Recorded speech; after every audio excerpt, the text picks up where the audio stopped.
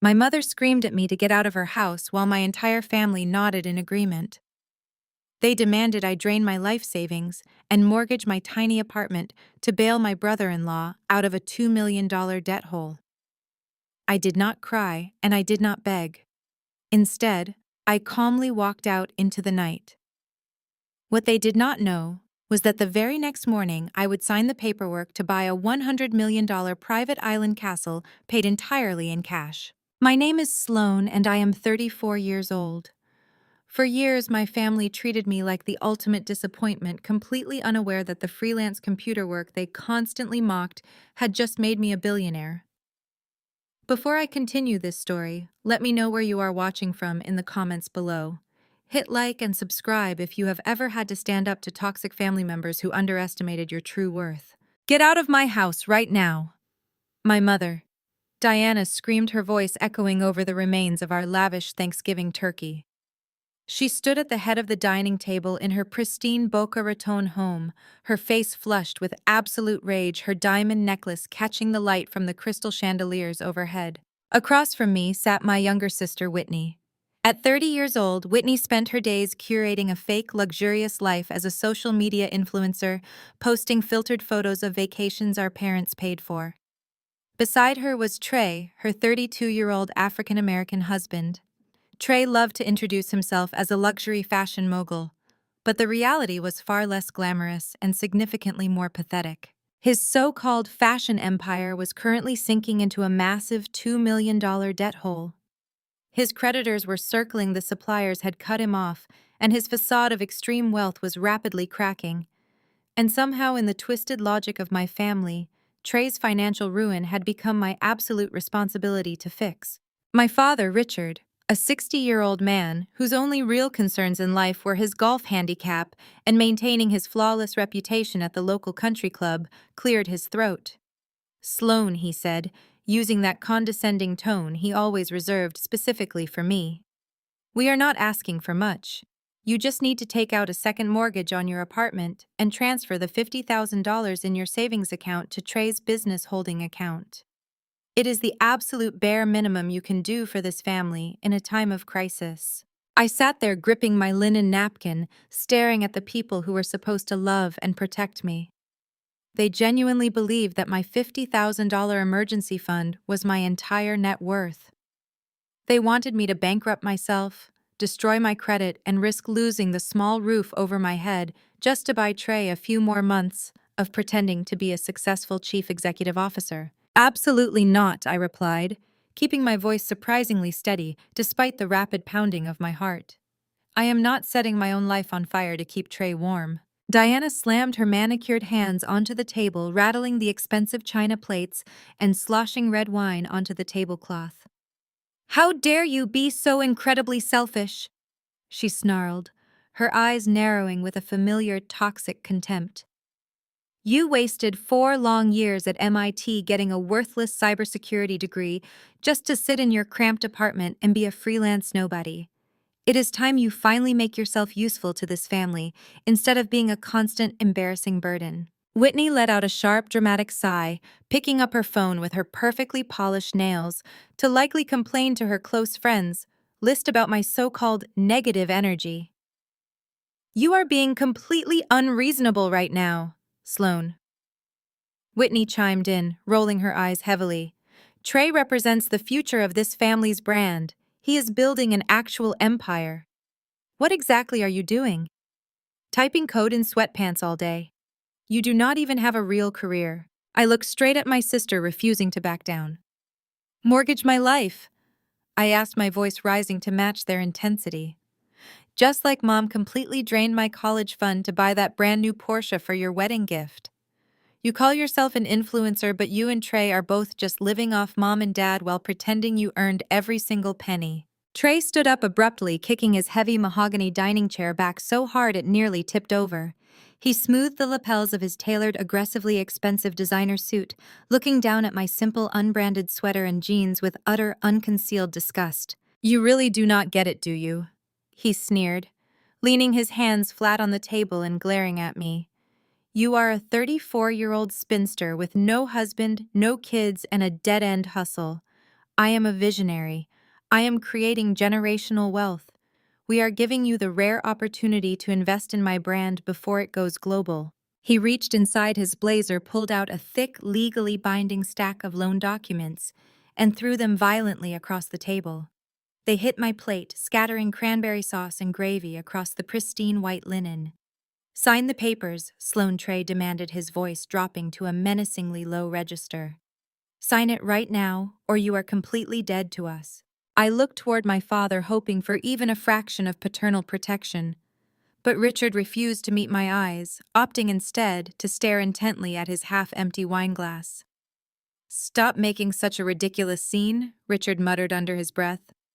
"Just sign the damn papers so we can enjoy the rest of the holiday like a normal family." My mother marched around the edge of the long table, her heels clicking aggressively against the hardwood floor until she stood directly towering over my chair.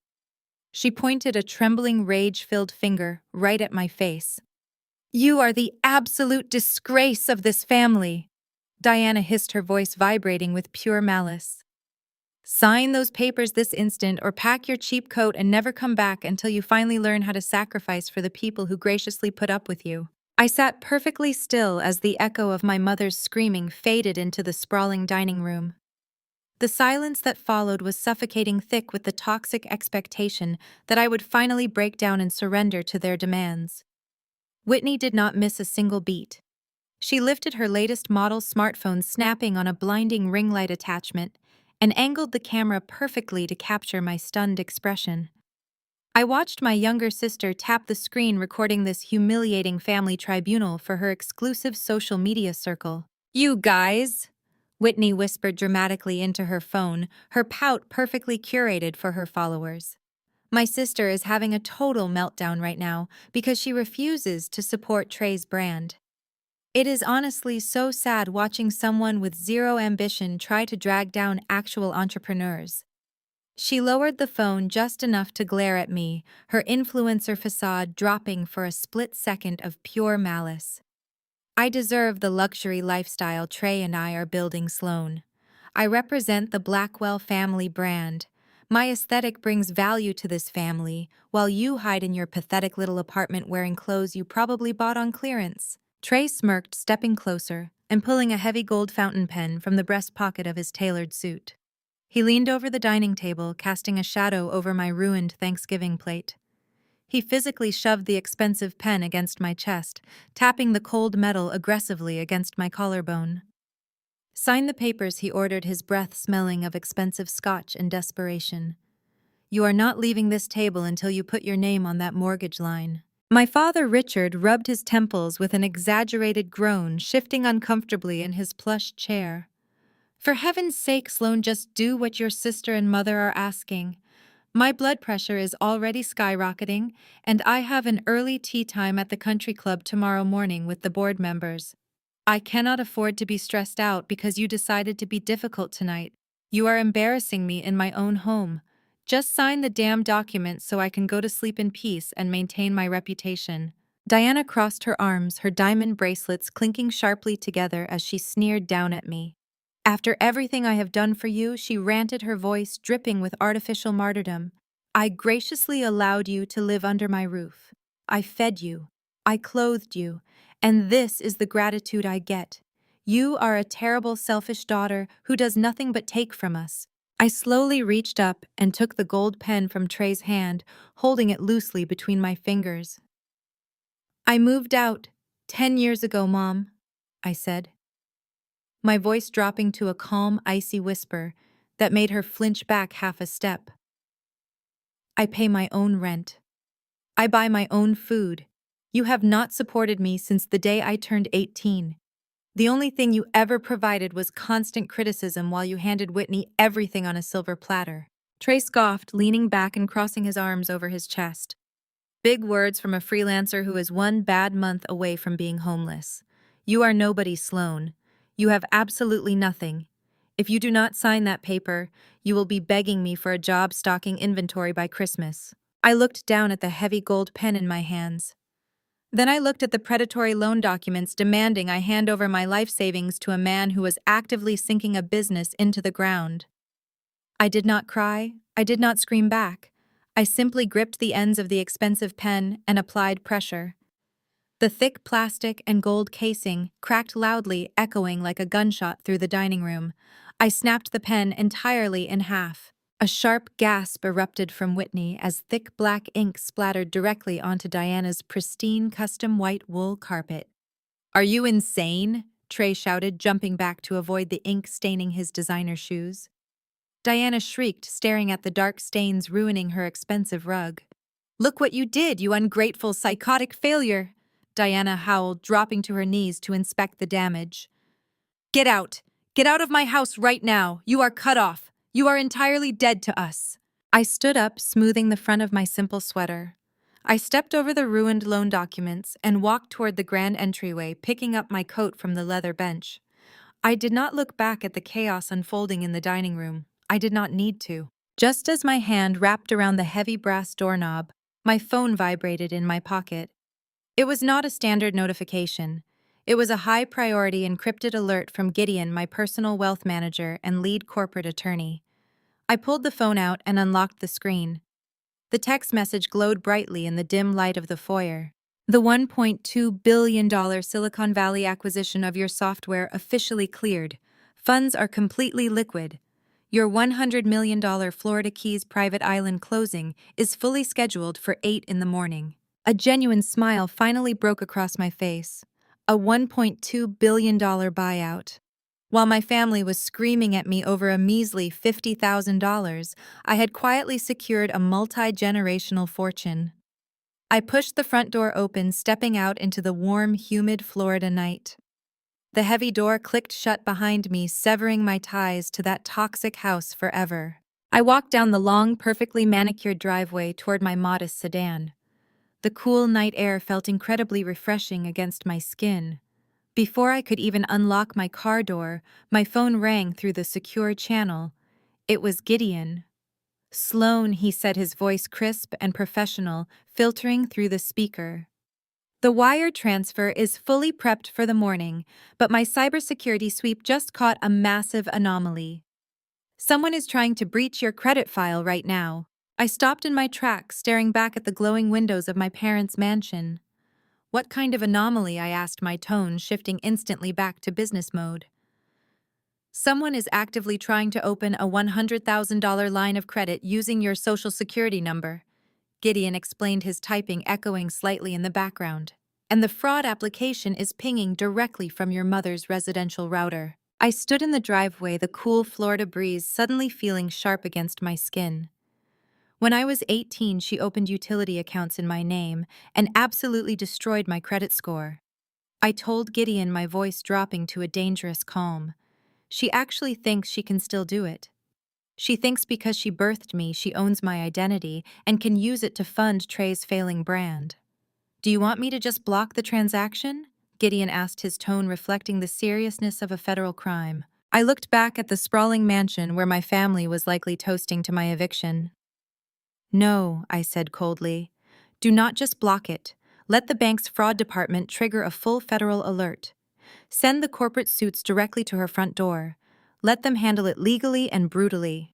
The sun rose over Miami the next morning, casting a brilliant golden light across the glass-walled conference room of Gideon's downtown legal firm. It was 8 in the morning, and I was sitting in a plush leather chair sipping a perfectly brewed espresso. Spread out on the massive mahogany table in front of me was the final paperwork for my new home. I picked up a sleek pen and signed my name, finalizing the purchase of a 10,000-square-foot stone castle on a private island in the Florida Keys. The price tag was $100 million, and it was paid entirely in cash. Gideon collected the thick stack of documents, shaking his head with a quiet chuckle. "It is incredibly ironic," he remarked, organizing the folders. "Your family spent last night calling you a worthless freelancer, completely unaware that you built an impenetrable cybersecurity empire in a cramped garage. You just sold your company for $1.2 billion, and they kicked you out over $50,000. I took another slow sip of my espresso. "They wanted a sacrifice," I replied, setting the cup down. "Now they are going to get one." Just as the final signature was verified, my phone screen lit up. It was Whitney. She had called 20 times in the past hour.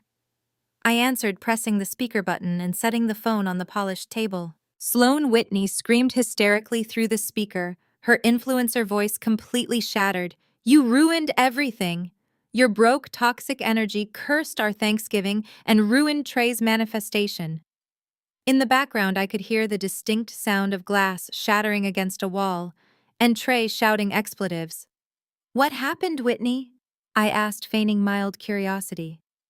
"Did the luxury lifestyle catch up to you?" The secret venture capital firm Trey was begging for a bailout just pulled out, Whitney wailed, her panic escalating. They officially withdrew their offer. "Trey's company is dead. The suppliers are calling the house. You need to go to a high-interest payday loan shark right now and get us cash. You owe us." I laughed, a cold, merciless sound that echoed in the quiet conference room. "I was kicked out, remember," I said clearly. "I am entirely dead to this family, just like Mom wanted.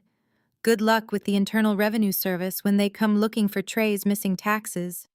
I ended the call before she could scream another demand. Gideon cleared his throat, holding up his tablet. "Sloan, about that credit breach from last night, the trap is officially set." An hour later, I boarded my private helicopter to take my very first aerial tour of the island estate. As we flew over the sparkling turquoise waters of the Atlantic, Gideon coordinated directly with the highest security tier of the banking institution. Through my noise-canceling headset, I listened to the live updates. Diana had attempted to bypass the security questions to finalize the fraudulent $100,000 line of credit. She failed miserably against my custom-built firewall software. The bank did not just decline the application. They flagged it as an active felony identity theft attempt and immediately froze all of Diana and Richard's joint accounts, pending a severe federal fraud investigation. They had zero access to their wealth. Looking down at my massive stone castle surrounded by the pristine ocean, I got another audio feed update from Gideon. "Sloan, the lawyers just pulled into your mother's driveway." Through the secure feed, I listened as the events unfolded miles away in Boca Raton. Two aggressive corporate lawyers pounded heavily on Diana's custom front doors. Diana answered, acting haughty and irritated, assuming they were wealthy investors arriving to save Trey's business. Instead, they handed her a formal cease and desist order for felony identity theft. Diana lost her mind instantly. "I birthed her," she screamed, her voice shrill and unhinged, capturing the exact entitlement I had endured for decades. "I own her social security number. I did it when she was a teenager to buy this very house, and it was not a crime then. This is family business. You cannot do this to me." The lead lawyer remained perfectly calm, tapping the hidden body camera attached to his lapel. "Thank you for the recorded confession, ma'am," he stated flatly. "The federal authorities will be in touch shortly." Diana went dead silent. But before she could even process the magnitude of her confessed crime, a heavy diesel engine roared into the pristine driveway, drowning out her protests. A massive industrial tow truck backed aggressively up to the house. Trey ran out the front door in a sheer panic, waving his arms frantically. The repo men were there for his leased $150,000 luxury sport utility vehicle. Trey pulled the chief executive officer card, screaming at the top of his lungs. He yelled that he was an African-American fashion mogul and that they were profiling him. He threatened to ruin their lives and sue their company into the ground. The repo man just laughed, leaning out the window of his truck and waving a thick stack of legal paperwork. "You missed 4 months of payments, buddy," the driver shouted over the engine. "You are no mogul. You are just broke." Richard ran out onto the lawn, not to defend his son-in-law, but to complain bitterly that the wealthy neighbors from his golf club were watching the humiliating spectacle from their porches. Whitney, desperate to save face, as the neighborhood recorded the repossession on their smartphones, pulled out her ring light. She hit the live button on her social media account, preparing to spin a massive, desperate lie to her followers. I walked through the expansive corridors of my new island estate, my heels clicking softly against the imported Italian marble floors. The morning sun poured through the arched windows, illuminating the flawless architecture that now belonged entirely to me. In my hand, my phone screen was brightly lit, streaming Whitney's live video broadcast. She was standing in my mother's driveway, the chaotic scene of the repossession unfolding just out of the frame. "Hey guys," Whitney cooed into the camera, her voice dripping with artificial sweetness as she forced a wide smile. "I know a lot of you have been asking about the truck in the background. Trey and I decided his luxury sport utility vehicle needed some serious upgrades, so we are sending it off for custom VIP detailing. You know how it is when you demand absolute perfection for your brand." I scoffed, taking a sip of my sparkling water. She was lying through her teeth, spinning a humiliating financial collapse into an elite status flex. But she was not finished. "Actually, guys, we are just so exhausted from managing our massive wealth portfolios and dealing with negative energy from toxic relatives." Whitney continued, dramatically brushing a lock of highlighted hair behind her ear. "So Trey and I, alongside my parents, are taking a spontaneous 1-month vacation. We are heading down to the Florida Keys to stay at an incredibly exclusive private island castle." My steps faltered. I stopped in the middle of the sunlit hallway, staring intently at my phone screen. "Trey used his billionaire connections to secure the entire island for us," Whitney bragged, holding up a printed photograph to the camera. "It is completely off the market, but when you have our level of influence, doors just magically open. We are going to be creating so much amazing content for Trey's next fashion campaign there." I zoomed in on the grainy printout she was displaying to her thousands of followers. A cold, sharp laugh escaped my lips. It was an outdated pre-sale aerial photograph of my exact island estate. Whitney had evidently scoured the internet for ultra-luxury properties, found an old listing that claimed the island was unoccupied, and formulated a completely unhinged plan. She intended to trespass on an empty billionaire estate just to generate fake content and appease Trey's furious investors. She had absolutely no idea who had just purchased it. Miles away, the reality of their situation was far less glamorous than the fantasy Whitney was broadcasting. With their bank accounts entirely frozen by the federal fraud investigation and foreclosure looming over Richard and Diana's heads, the family was entirely destitute. They had pooled the last few $100s of physical cash they possessed, not to secure legal counsel or find a place to live, but to rent a dingy, sputtering motorboat from a sketchy marina in Miami. I tracked their movements through the advanced satellite surveillance system Gideon had linked to my tablet. The overhead cameras captured a small, pathetic vessel bouncing aggressively against the choppy waves of the Atlantic, making its way toward the Florida Keys. Inside the cramped, foul-smelling boat, Diana held a silk scarf over her nose, groaning with every wave that slapped against the hull. "I cannot believe we are reduced to traveling in this floating garbage can," Diana complained bitterly, adjusting her designer sunglasses. "This is completely unacceptable for people of our standing. But at least that ungrateful Sloane is probably eating cheap canned soup in a dark apartment right now. She deserves to suffer for abandoning her family." Richard gripped the side rail, looking seasick and miserable. "If Sloane had just given us her $50,000 savings, we would not have to sneak around like criminals to shoot a fake marketing campaign," he muttered. "She is entirely to blame for this humiliation. They showed absolutely zero remorse. They had attempted to commit felony identity theft against their own daughter, and their only regret was that it had not worked." Through the thick sea mist, the massive towering stone docks of my private island finally appeared. The family navigated their cheap rental boat toward a side pier, poorly tying it to the reinforced mooring cleats. They illicitly stepped onto the immaculate white stone of my property, completely unauthorized and entirely oblivious to the silent alarms they were triggering. From the master control room, I watched the high-definition security feed. Diana, Richard, Whitney, and Trey walked boldly around the pristine, manicured gardens. Diana immediately began posing beside a priceless marble fountain, throwing her head back in a fake laugh. "Take a picture of me right here," Whitney, Diana commanded. "I want everyone at the country club to see the level of luxury we enjoy.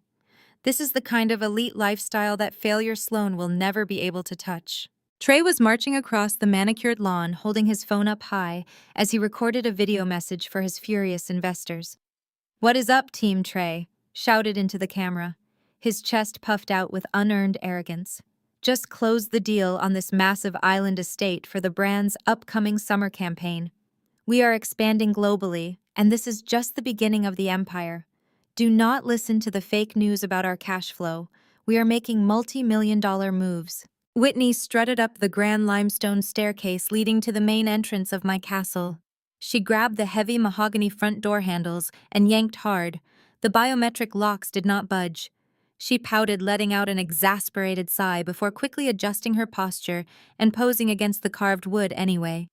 Just take the photo from a lower angle, Trey, she snapped. Make it look like we own the place.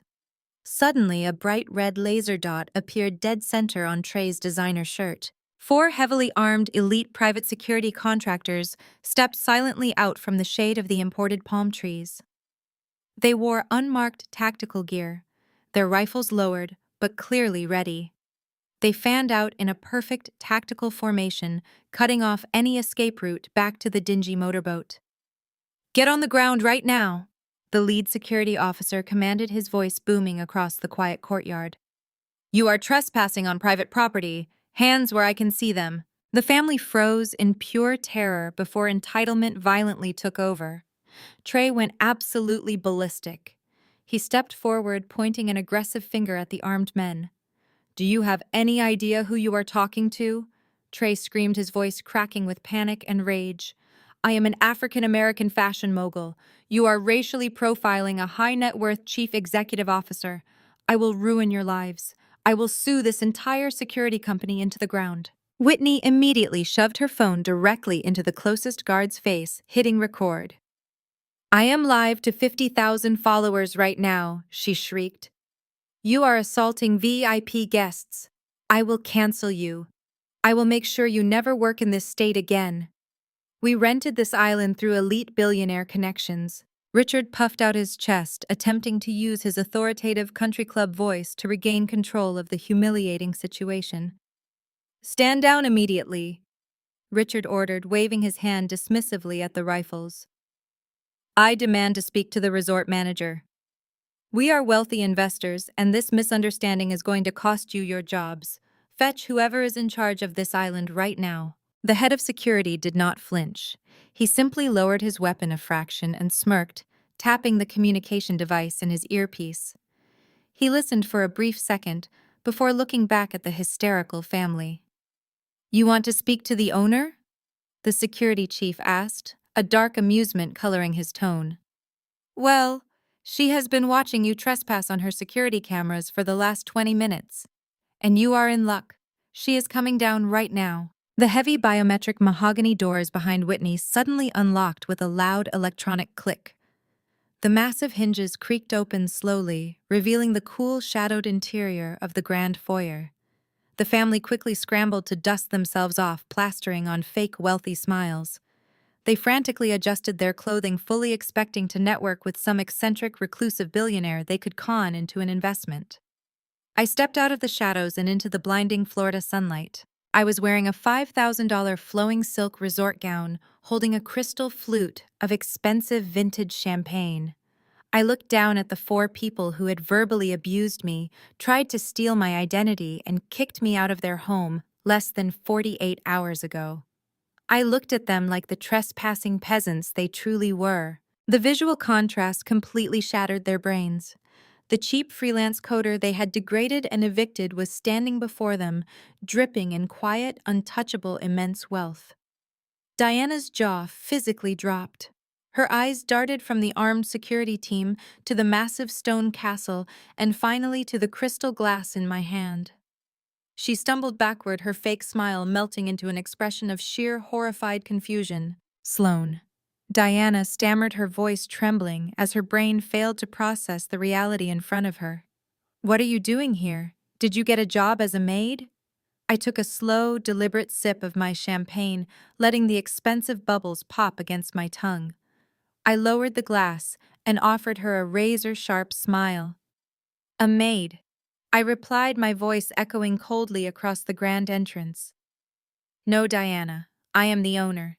My name is Sloan, and less than 12 hours after my mother threw me out of her house like garbage, I was sitting in a Miami skyscraper preparing to spend $100 million in cash. The drive away from my family's Boca Raton mansion the previous night had been accompanied by a frantic phone call from my wealth manager, Gideon. He had alerted me that someone was actively attempting to breach my credit file using my social security number. I knew exactly who it was. My mother, Diana, was trying to open a fraudulent line of credit to save her precious son-in-law, Trey, from his crushing business debt. I had instructed Gideon to monitor the situation and let them dig their own graves. I had a much more important appointment in the morning, and I refused to let their desperate criminal behavior distract me from my victory. The sun rose over Miami, casting a brilliant golden light across the glass-walled conference room of Gideon's downtown legal firm. It was exactly 8 in the morning.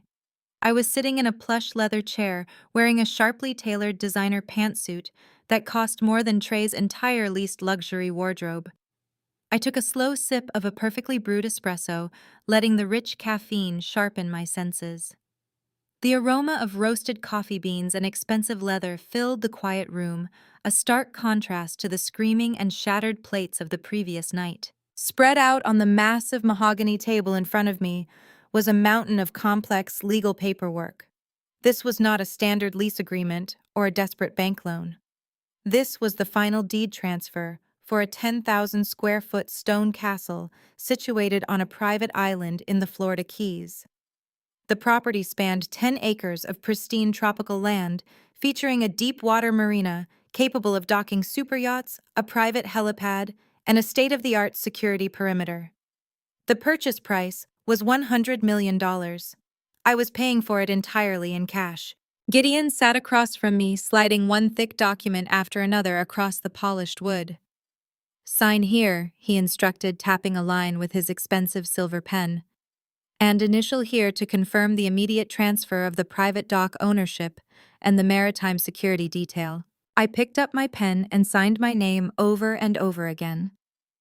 Each stroke of ink felt like a physical strike against the decades of humiliation I had endured. My family genuinely believed that my $50,000 emergency savings account was my entire net worth.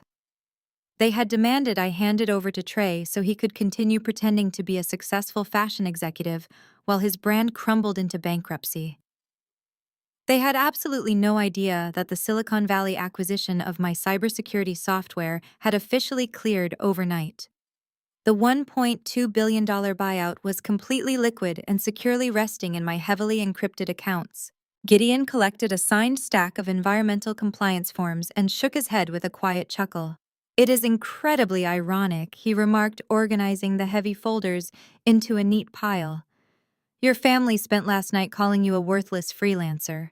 They ridiculed your career, mocked your clothes, and violently kicked you out of their home over $50,000. They are completely unaware that you built an impenetrable cybersecurity empire in a cramped garage while they were busy playing dress-up for social media." I took another sip of my espresso, savoring the bitter taste on my tongue. "They called me a failure because I did not wear flashy designer labels or brag at their country club dinners," I replied, setting the porcelain cup down on its saucer. "Diana told me I wasted 4 years getting a worthless degree just to type code in sweatpants. She wanted a sacrifice last night to save her own fragile ego. My father told me to stop embarrassing him and just sign away my life savings so he wouldn't miss his morning golf game. Well, they are going to get exactly what they asked for."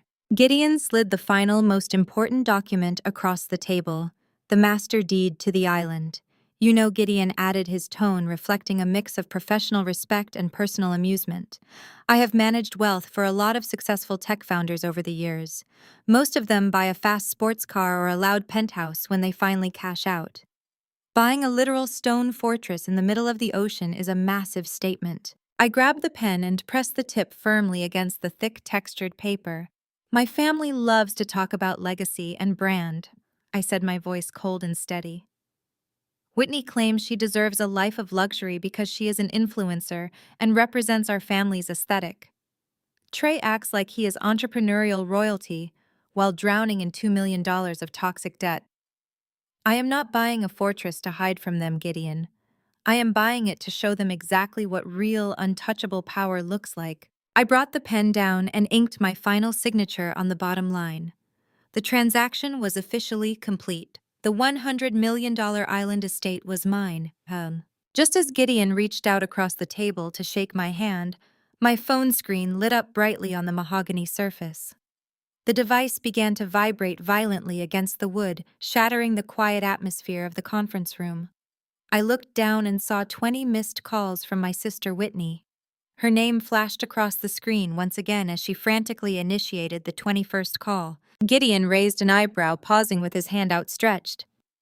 "Do you want me to have our security team block her number?" he asked, his voice dropping to a serious register. I stared at the glowing screen, a slow, merciless smile spreading across my face. "No," I answered, picking up the phone and holding it in my hand. "Let us see how the elite luxury lifestyle is treating her this morning." I swiped the screen to answer and immediately pressed the speaker button, letting the audio echo through the pristine glass-walled room. "Sloan, you ruined absolutely everything!" Whitney shrieked through the speaker. The sheer volume of her panic caused Gideon to raise an eyebrow and lean back in his plush leather chair. I simply sat at the expansive mahogany conference table, watching the audio waves bounce erratically across my phone screen. The sun continued to pour through the floor-to-ceiling windows of the Miami high-rise, casting a warm glow over my newly signed $100 million property deeds. "Good morning to you too, Whitney," I replied smoothly. "Is the luxury lifestyle catching up to you already? Do not use that condescending tone with me," she wailed. In the background, a loud, violent crash echoed through the audio feed. It sounded exactly like one of Diana's expensive crystal vases shattering against the dining room wall. Trey was losing his mind. Apex Capital officially withdrew their term sheet this morning. Whitney sobbed, her influencer persona entirely obliterated by financial terror. The venture capital firm pulled out. They completely ghosted his executive team. I took a slow breath. Apex Capital was a serious Silicon Valley player. They did their due diligence. They obviously took one look at Trey's fraudulent accounting practices and ran for the hills. "I am a visionary," Trey screamed in the background, his voice cracking with unchecked rage. "I am creating generational wealth. They do not understand the cultural impact of my brand. I am an empire builder, and they are just racist corporate suits trying to keep a successful black man down." Another crash followed, this time sounding like a heavy wooden chair being thrown across the hardwood floor. "Did you hear that Whitney demanded, crying into the receiver? He is devastated. And this is entirely your fault, Sloan. You sat at our Thanksgiving table with your cheap clothes and your broke toxic energy, and you completely cursed us." Trey was manifesting this buyout for 6 months. He had his vision boards aligned, and your pathetic freelance loser mentality threw off the entire vibrational frequency of this family. You owe us for destroying his mental state. I could not help but laugh. It was a cold, sharp sound that cut right through her hysterical rambling. My vibrational frequency did not audit Trey's balance sheet, Whitney. A venture capital firm looked at his abysmal sales numbers and realized his luxury brand is nothing but a toxic money pit. He does not have an empire. He has a pile of unpaid invoices and leased cars he cannot afford. "Shut up! Shut your mouth right now!" Whitney screamed. "The suppliers are calling Mom's house line. The fabric vendors from Italy are threatening to sue. Trey's black card just declined at the coffee shop. We have 0 liquid cash and you are sitting there acting superior." She paused, gasping for breath before delivering her ultimate, completely unhinged demand. "You need to go to a high-interest payday loan center right now. Today? Go down to whatever sketchy strip mall you have to and take out a $100,000 cash advance against your life. Put your car up for collateral. Sell your organs if you have to. We need emergency cash wired to Trey's holding account by noon, or the brand goes into default." Gideon sat across from me, shaking his head in absolute disbelief. He pointed to the signed deed for the private island resting on the table between us. The contrast was almost poetic. My sister was demanding I sell my organs for a payday loan, while I was casually organizing my billion-dollar portfolio. "You owe us." Whitney continued, her voice growing more shrill and demanding. "We are the face of this family. If Trey goes down, we lose our status at the country club.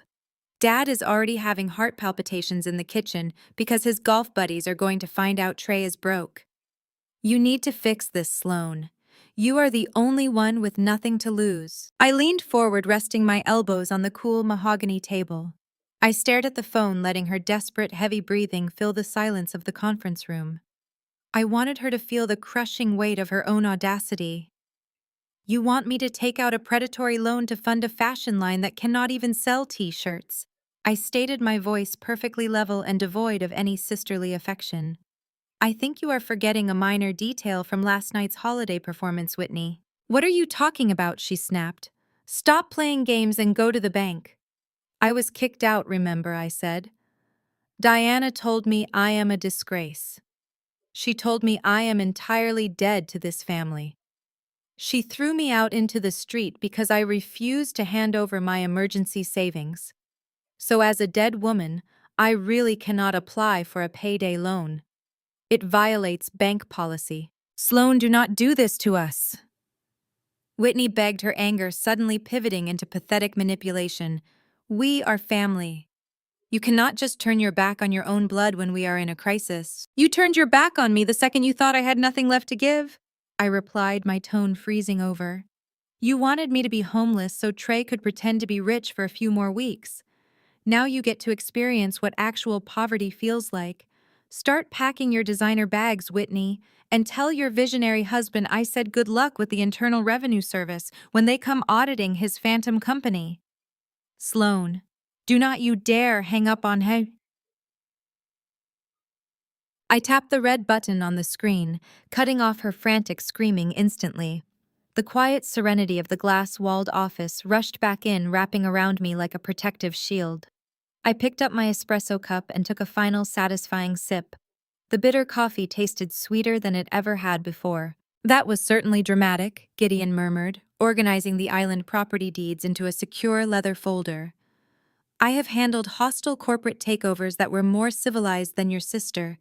They built a house of cards out of lies and credit debt, I replied, setting my cup down.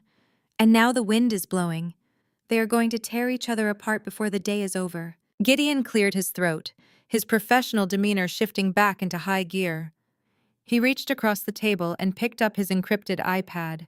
He tapped the screen a few times, bringing up a highly classified banking interface dashboard.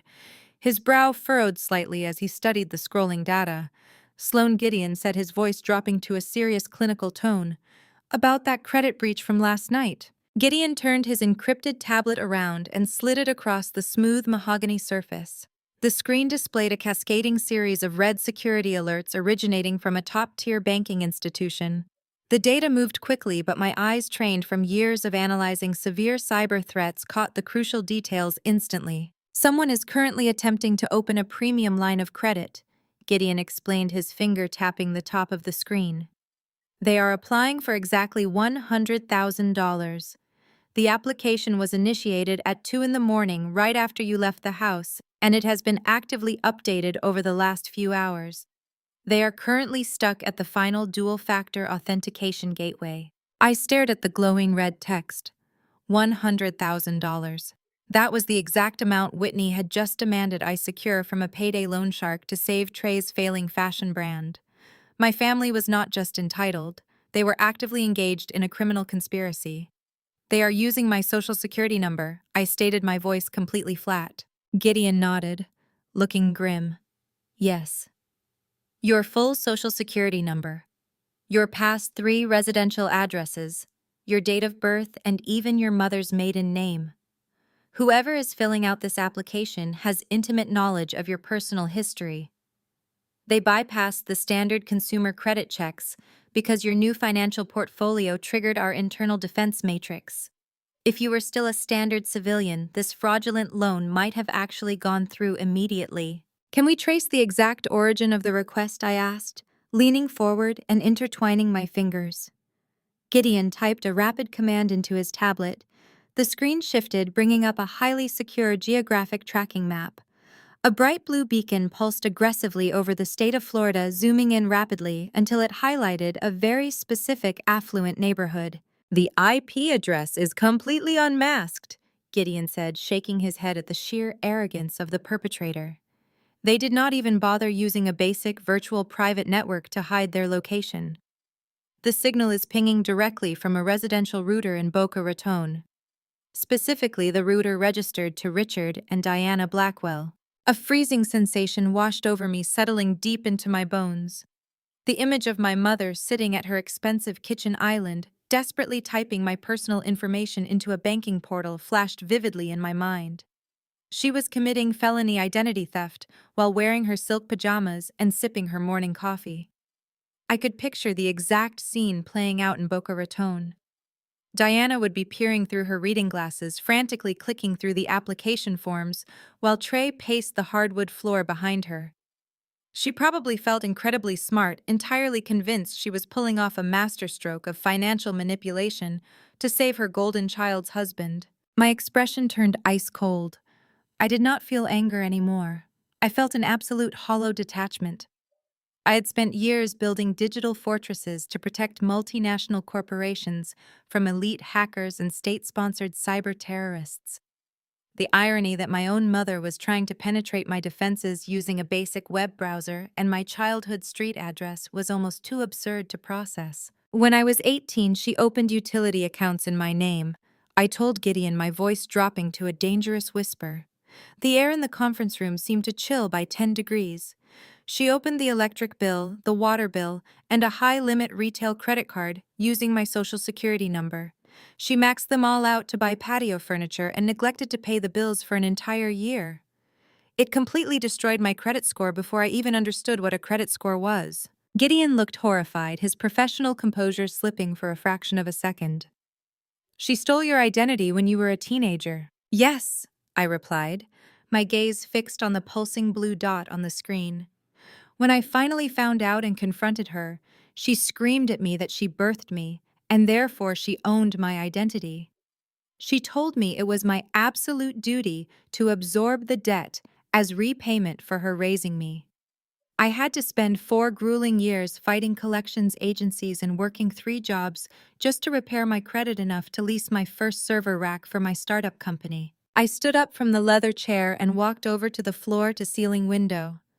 The vibrant Miami skyline stretched out before me, a glittering testament to wealth and power. My mother genuinely believed I was still that helpless 18-year-old girl. She thought she could just reach into my life, steal my identity, and fund Trey's luxury lifestyle without any consequences. She had absolutely no idea that she was trying to hack into the personal accounts of a cybersecurity billionaire. She thinks she can still do it, I said, my reflection staring back at me in the thick glass.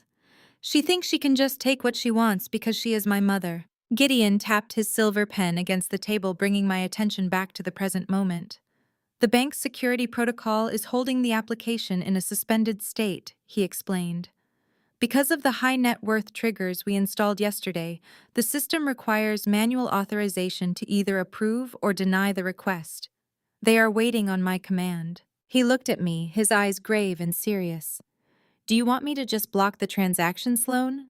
I can shut it down right now and flag the IP address so they can never attempt this through our financial networks again. It will simply show up on her end as a system error or a generic denial. I looked out at the sprawling Miami skyline, watching the yachts cut through the deep blue water of the bay. Blocking it would be the easy way out.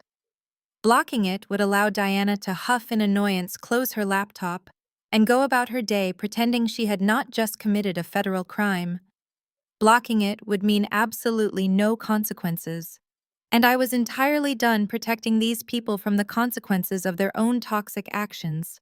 I turned back to face Gideon. No, I said, my voice ringing with absolute finality. Do not just block it. Gideon raised his eyebrows, his hand hovering over the tablet screen. What exactly do you want to do? I walked slowly back to the mahogany table, placing both hands flat on the polished wood. Let the bank's internal fraud department trigger a full federal alert, I commanded. I want you to escalate this to the highest security tier available. Do not let her hide behind a generic computer glitch. I want the system to register a felony attempt to defraud a billion-dollar account. Send the corporate suits directly to her front door. Gideon nodded, a sharp, decisive movement that signaled the end of the defensive play and the beginning of the offensive strike. Consider it done, Sloan. He set his fingers flying across the encrypted tablet to initiate the bank's highest security protocols. I will lock the trap right now. I left the air-conditioned sanctuary of the legal office and rode the private elevator up to the skyscraper's rooftop helipad.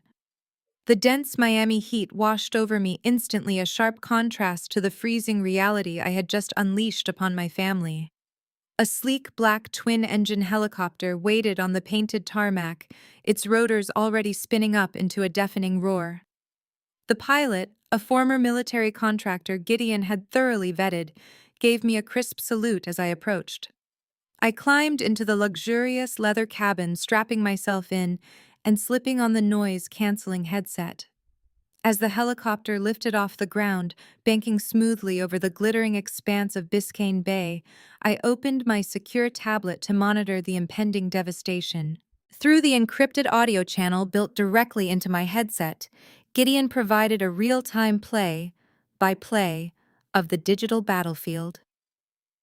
Sloan. Your mother is making her final attempt, he reported, his voice entirely devoid of sympathy. She has reached the secondary authentication gateway. She is trying to bypass the manual block by requesting an emergency password reset. I smiled, watching the raw data code stream across my tablet. Diana was predictably arrogant. She genuinely thought that knowing my childhood zip code and the name of my first pet would be enough to crack a financial vault.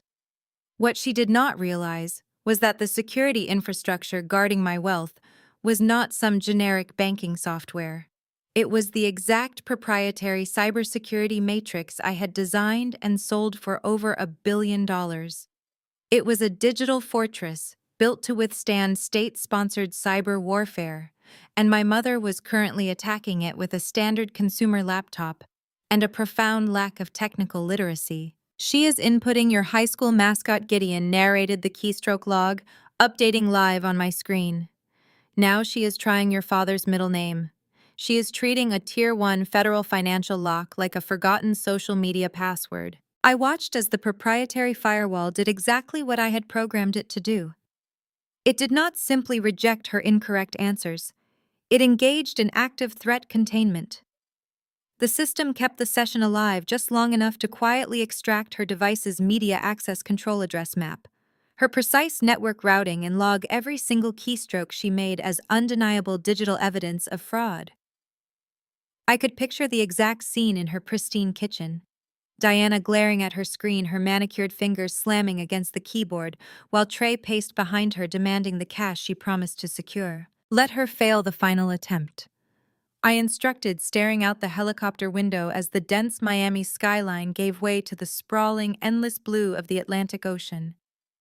A few seconds later, a brilliant red banner flashed across my tablet. Access denied. Critical security breach logged. The automated response was immediate and utterly merciless.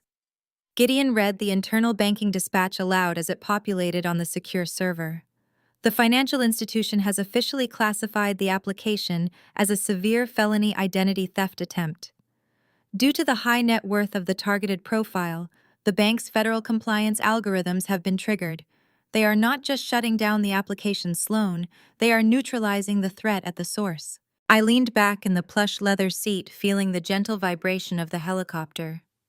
Explain the exact parameters of the neutralization, I demanded, wanting to hear every detail of their financial ruin. Gideon's voice carried a distinct note of professional satisfaction. The bank's security division has traced the fraudulent ping directly to your parents' shared network. Under standard anti-money laundering protocols and federal fraud prevention mandates, the bank is legally obligated to freeze the originating party's entire financial footprint pending a full federal investigation. Every single account associated with Diana and Richard Blackwell has just been locked down. My breath caught in my throat. Their joint checking accounts, I asked. Frozen, Gideon confirmed. Their high-yield savings are frozen. The premium gold credit cards they use to pay for their exclusive country club dinners and Trey's lavish lifestyle have been suspended and will decline instantly at any terminal. They have absolutely zero access to liquid capital. They cannot withdraw a single dollar transfer funds or even buy a cup of coffee until the federal investigation clears them.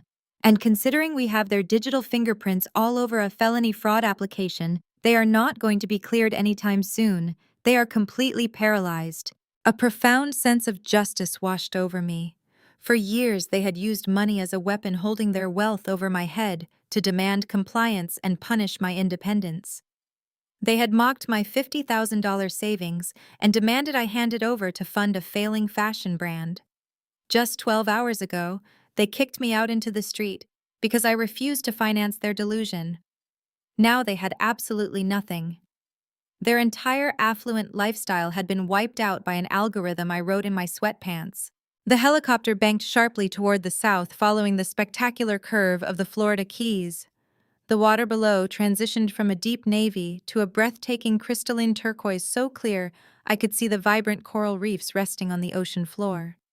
"We are approaching the coordinates, ma'am," the pilot announced over the intercom, breaking through the quiet hum of the cabin. I looked out the panoramic window and my breath hitched. Rising majestically from the center of a lush private island was a massive 10,000 square foot stone castle. It was an architectural masterpiece, blending modern luxury with timeless fortress-like strength. A deep water marina wrapped around the eastern edge, while immaculate botanical gardens terraced down toward a pristine white sand beach. This was my empire. This was the physical manifestation of every late-night coding session, every sacrificed weekend, and every moment I refused to let their toxic voices drown out my ambition. As I stared down at the sprawling, magnificent estate that I owned outright, the secure channel in my headset crackled to life with a high-priority transmission. Sloan Gideon said, his voice cutting through the awe of the moment, bringing me right back to the brutal reality of our counterstrike. "The private security contractors and the corporate legal team have reached Boca Raton.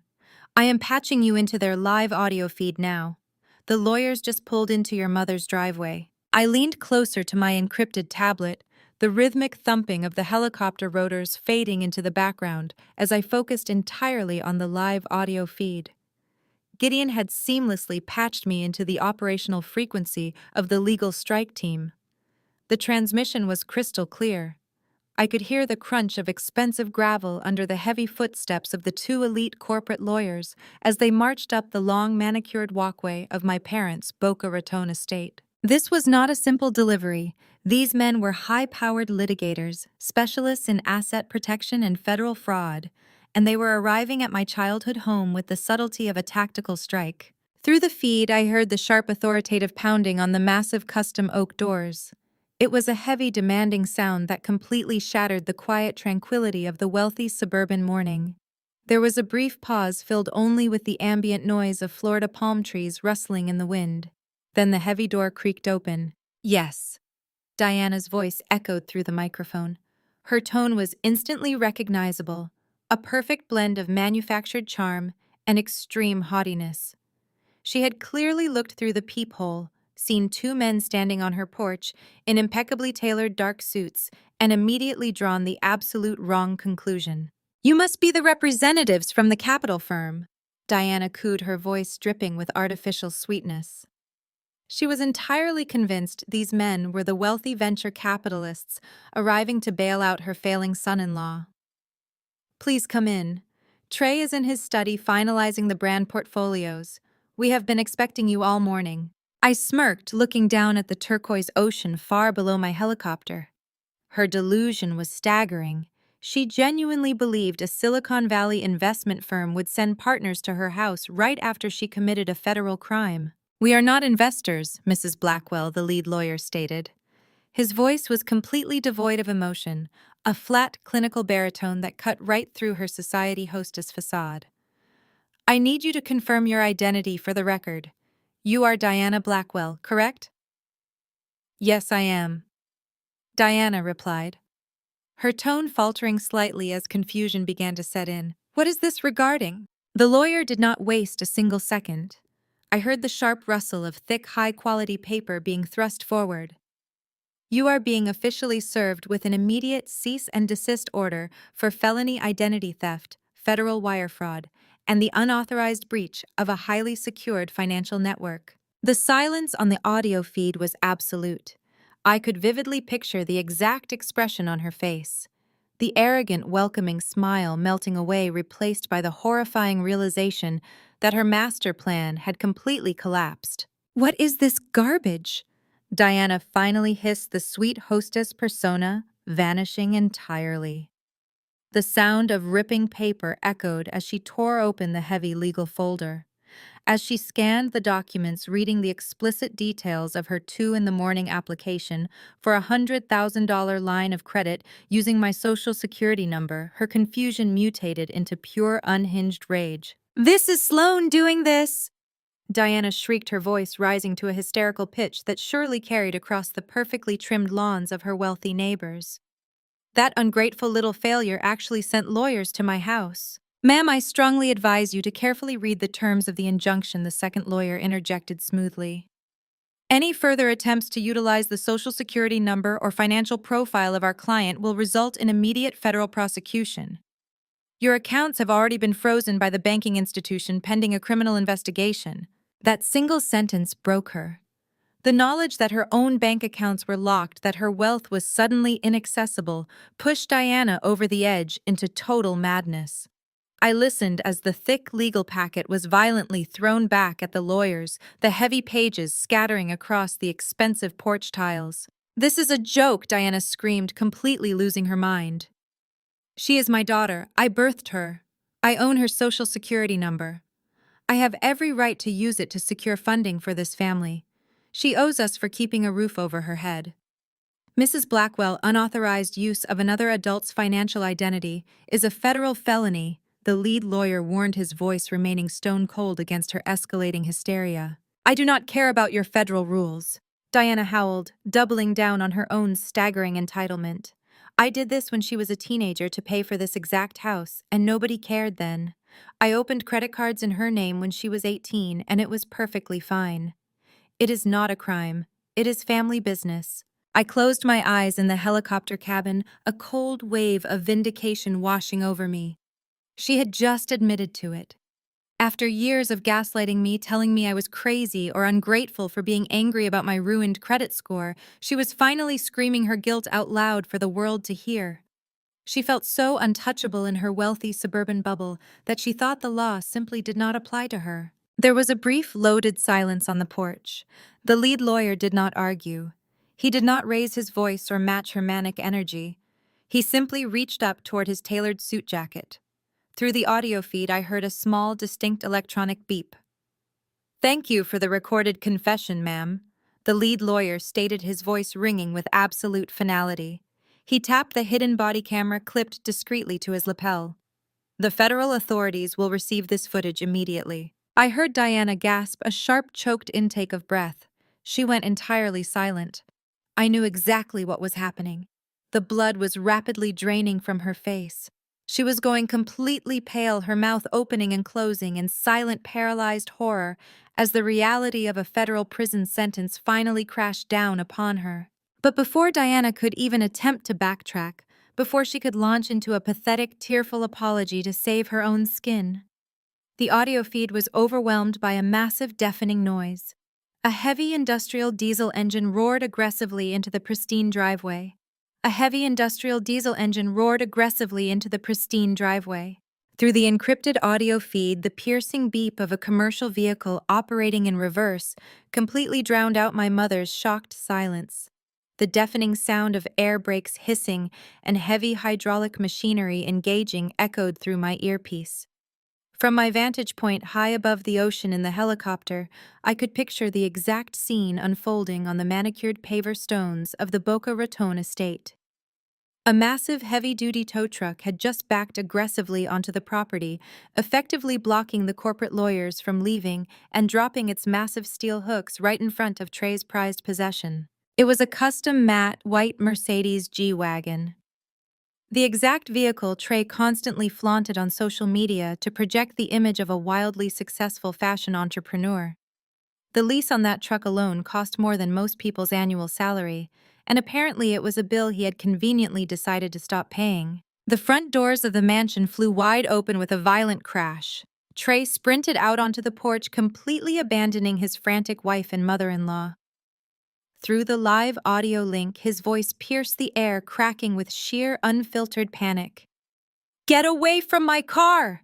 Trey screamed, his heavy footsteps slapping against the concrete as he sprinted down the driveway. "Take those chains off my bumper right now. Do you have any idea what you are doing to the paint job?" I leaned closer to my tablet, a cold smile forming on my face. Trey was wearing a silk designer robe over his clothes, desperately trying to maintain his aesthetic, even while a blue-collar worker prepared to repossess his entire personality. "I am talking to you, Trey," yelled his voice, echoing off the neighboring houses. "I am the chief executive officer of a global luxury fashion brand. I am a high-net-worth individual. You are making a massive career-ending mistake right now. Release my vehicle before I have my legal team destroy your entire towing company." The repo man did not flinch. Through the audio feed, I heard the heavy metallic clank of steel chains locking firmly onto the G-Wagon's front axle. The driver, a seasoned professional who had clearly dealt with fake millionaires before, simply chuckled. It was a deep, gravelly laugh that completely stripped Trey of his imaginary power. "Save the VIP speech for someone who cares, buddy," the repo man said, his voice loud and completely unimpressed. "I do not care if you are the king of fashion. I care about what is on this clipboard." I heard the rustle of heavy paperwork. "Let us see here," the repo man continued, projecting his voice so loudly that it was impossible for anyone in the vicinity to ignore. "This vehicle is registered to a corporate lease that is currently 120 days past due. That is 4 months of missed payments, pal. You have ignored 7 warning letters, dodged 12 phone calls from the dealership, and defaulted on the entire agreement. You do not have a legal team. You do not even have the cash to pay a car note. This vehicle belongs to the bank now." Trey went absolutely ballistic. His illusion of wealth was being publicly executed on his mother-in-law's driveway. He threw his hands in the air, his voice reaching a hysterical, frantic pitch. "This is racial profiling. You are targeting an African-American entrepreneur because you cannot handle seeing a black man succeeding in the luxury space. I am a mogul. I am expecting a $2 million venture capital wire transfer this afternoon." "You are expecting a bus pass," the repo man shot back, completely unbothered. The hydraulic winch began to grind loudly, slowly dragging the $150,000 luxury vehicle up the steel ramp of the tow truck. The tires squealed against the pavement, a humiliating sound of forced removal. Right at that moment, the front door of the mansion swung open again. My father Richard burst onto the porch. He was wearing his tailored golf khakis and a pristine polo shirt, fully prepared for a relaxing morning at his exclusive country club. He had just witnessed federal lawyers serve his wife for identity theft, and now he was watching his son-in-law's car get repossessed. Yet Richard was not screaming about the felony charges. He was not furious that his family was financially ruined or that his wife was facing federal prison. Richard only cared about one thing: "Keep your voices down," Richard hissed, rushing down the steps. His tone was frantic, entirely focused on the surrounding properties. "Trey, shut your mouth immediately. The neighbors across the street are walking their dogs. The people next door are standing on their balcony. They are watching us. Do you realize what this looks like? You are ruining my standing with the homeowners association." "Your standing," Trey shouted back, completely unhinged. "They are stealing my brand's flagship vehicle. You did not pay for it." Richard snapped back, his voice dropping into a harsh, embarrassed whisper. "You are embarrassing me in front of the club members. Get inside right now before someone starts recording this." But Richard was far too late. The commotion had already drawn an audience. Through the ambient noise on the audio feed, I could hear the distinct sound of neighboring doors opening. The wealthy elite residents of the Boca Raton gated community were stepping out onto their manicured lawns, smartphones raised eagerly, filming the epic collapse of the Blackwell family facade. Then the final player entered the stage. Whitney shoved her way past Richard and bounded down the front steps. She was panting, her breath hitching in a sheer state of panic. She took one look at the massive tow truck hoisting Trey's G-Wagon into the air, and then she looked across the street. She saw three different neighbors aiming their phone cameras directly at her husband's humiliation. For a lifestyle influencer whose entire brand relied on projecting flawless wealth, this was an apocalyptic nightmare. If those videos hit the neighborhood group chat and bled over to social media, her career would be instantly vaporized. She had to take control of the narrative no matter how psychotic the lie had to be. I heard the familiar sharp click of heavy plastic snapping into place. Whitney had bolted back to the porch, grabbed her professional smartphone rig, and aggressively snapped a bright portable ring light onto the top of the device. "Whitney, what are you doing?" Richard demanded, sounding utterly exhausted. "Fixing your mess," Whitney hissed viciously. She took a deep, shuddering breath. I could hear the fake, bubbly influencer persona violently forcing its way into her vocal cords. She tapped the screen of her phone, connecting instantly to her thousands of followers. She hit the live button on her Instagram, preparing to deliver a massive, unhinged lie, while the reality of her broken life was literally being towed away in the background. I stepped out of the helicopter and walked through the massive arched double doors of my new estate. The cool air conditioning was a welcome contrast to the humid ocean breeze outside. My heels clicked rhythmically against the imported Italian marble floors as I navigated the expansive corridors of my stone fortress. Sunlight poured through the floor-to-ceiling windows, illuminating the flawless architecture that now belonged entirely to me.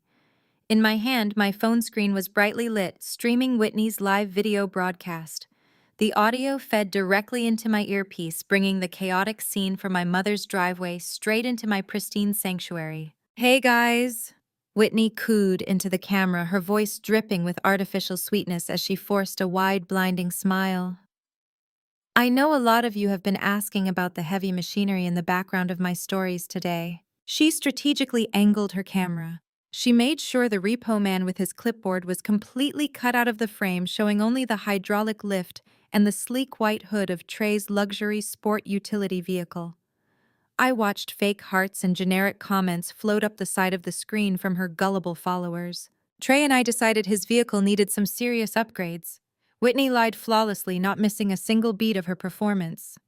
"We are sending it off for custom VIP detailing. You know how it is when you demand absolute perfection for your brand. Standard factory paint just does not align with our aesthetic anymore. We are going for something entirely bespoke." I scoffed, taking a sip from the crystal glass of sparkling water my newly hired estate manager had just handed me. She was lying through her teeth, spinning a humiliating financial collapse and a forced repossession into an elite status flex. It was a masterclass in absolute delusion. But she was not finished. The desperate pivot was coming. She needed to distract her audience from the fact that her husband was currently screaming at a blue-collar worker over missed payments. "Actually, guys, we are just so exhausted from managing our massive wealth portfolios and dealing with negative energy from toxic relatives." Whitney continued dramatically. She brushed a lock of highlighted hair behind her ear, attempting to look deeply burdened by her immense success. "The corporate world is so draining. Trey has been working non-stop on his global expansion, and my parents have been dealing with some high-level federal tax restructuring. So Trey and I, alongside my parents, are taking a spontaneous one-month vacation to decompress." I stopped dead in the middle of the sunlit hallway. High-level federal tax restructuring. That was certainly an incredibly creative way to describe an active felony fraud investigation and completely frozen bank accounts. "We are heading down to the Florida Keys to stay at an incredibly exclusive private island castle," Whitney announced, her voice rising with manufactured excitement. "It is completely off the market. Trey used his billionaire connections to secure the entire island just for us. When you have our level of influence, doors just magically open. We are going to be creating so much amazing content for Trey's next fashion campaign there.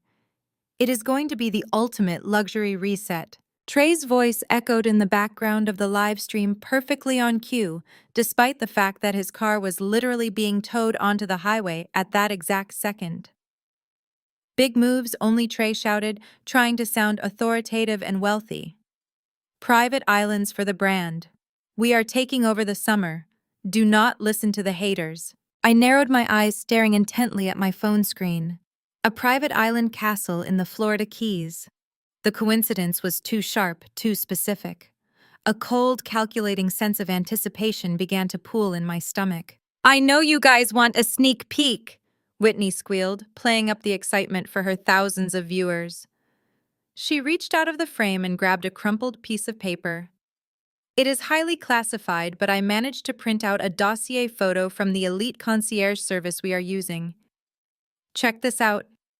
Whitney held a glossy printed photograph up to the camera lens. My steps faltered completely. I froze in the center of the grand hallway, the heavy crystal glass growing cold in my hand. I zoomed in on the grainy printout she was displaying to her audience. A sharp, merciless laugh escaped my lips, echoing against the vaulted stone ceilings of my new home. It was an outdated pre-sale aerial photograph of my exact island estate. The towering stone turrets, the deep water marina, the terraced botanical gardens leading down to the white sand beach. It was unmistakable. Whitney had evidently scoured the internet in a blind panic, looking for ultra-luxury properties to use as a fake backdrop for her lies. She must have found an old commercial real estate listing that claimed the island was unoccupied and awaiting a buyer. With their bank accounts frozen by the federal government and their home facing imminent foreclosure, they had zero money for a real vacation. They could not even afford a cheap roadside motel. She had formulated a completely unhinged plan to save face in front of her followers and Trey's angry investors. My family intended to drive down to the Keys, rent some pathetic boat, and trespass on what they believed was an empty, abandoned billionaire estate. They were going to break in, take hundreds of fake luxury photos to post online, generate fake content to appease Trey's furious creditors, and pretend they were living like royalty while actually being homeless fugitives running from the law. They had absolutely no idea who had just purchased the island in cash mere hours ago. They had no idea they were walking straight into a highly secure fortress equipped with a private armed security detail and a master control room currently monitoring their every move. Gideon's voice crackled through my encrypted earpiece, breaking the silence of the hallway. Sloan, I am monitoring the live stream on my end. Did your sister just hold up a picture of your new property? Yes, I replied, my voice dropping to a dangerous predatory whisper. My sister is planning to trespass on my island for social media clout. She thinks it is abandoned. Gideon let out a low, impressed whistle. Shall I dispatch the local authorities to intercept them before they leave the mainland? We can have them arrested for conspiracy to trespass right now. I looked out the massive window, watching the turquoise waves crash against my private stone dock. I thought about the Thanksgiving dinner. I thought about my mother demanding I sacrifice my life savings. I thought about Trey throwing those loan documents in my face. No, I commanded, a dark, brilliant smile spreading across my face. Let them come. Let them sail all the way out here. They want an exclusive luxury vacation. I am going to give them an experience they will never, ever forget. Gideon's voice buzzed through the earpiece, acknowledging my command, with a tone of grim anticipation. Understood, Sloan. I am advising the security teams to hold their perimeter positions and maintain visual surveillance only. We will let them breach the property line. 70 miles north of my pristine sanctuary, the reality of my family's catastrophic downfall was playing out in real time. Through the advanced tracking software Gideon had deployed, I traced their agonizingly slow progress.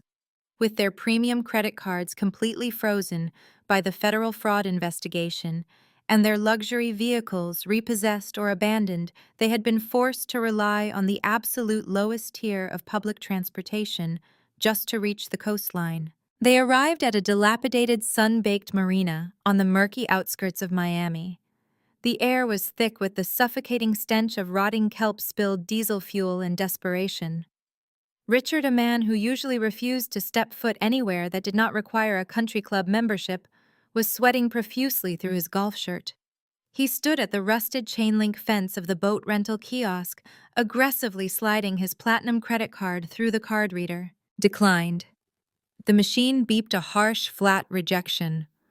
Richard slammed his fist against the counter, demanding the clerk run it again, screaming about banking errors and his supposed massive net worth. The clerk, an unimpressed teenager chewing bubblegum, just pointed to the physical cash-only sign taped to the plexiglass window. Trey paced the grease-stained wooden docks, practically hyperventilating as he stared at his phone screen. His venture capital investors were leaving threatening voicemails demanding updates on his fake global expansion. Whitney was frantically digging through her designer purse, dumping expired makeup and receipts onto the dirty planks. She managed to scrape together exactly $240 in wrinkled physical cash.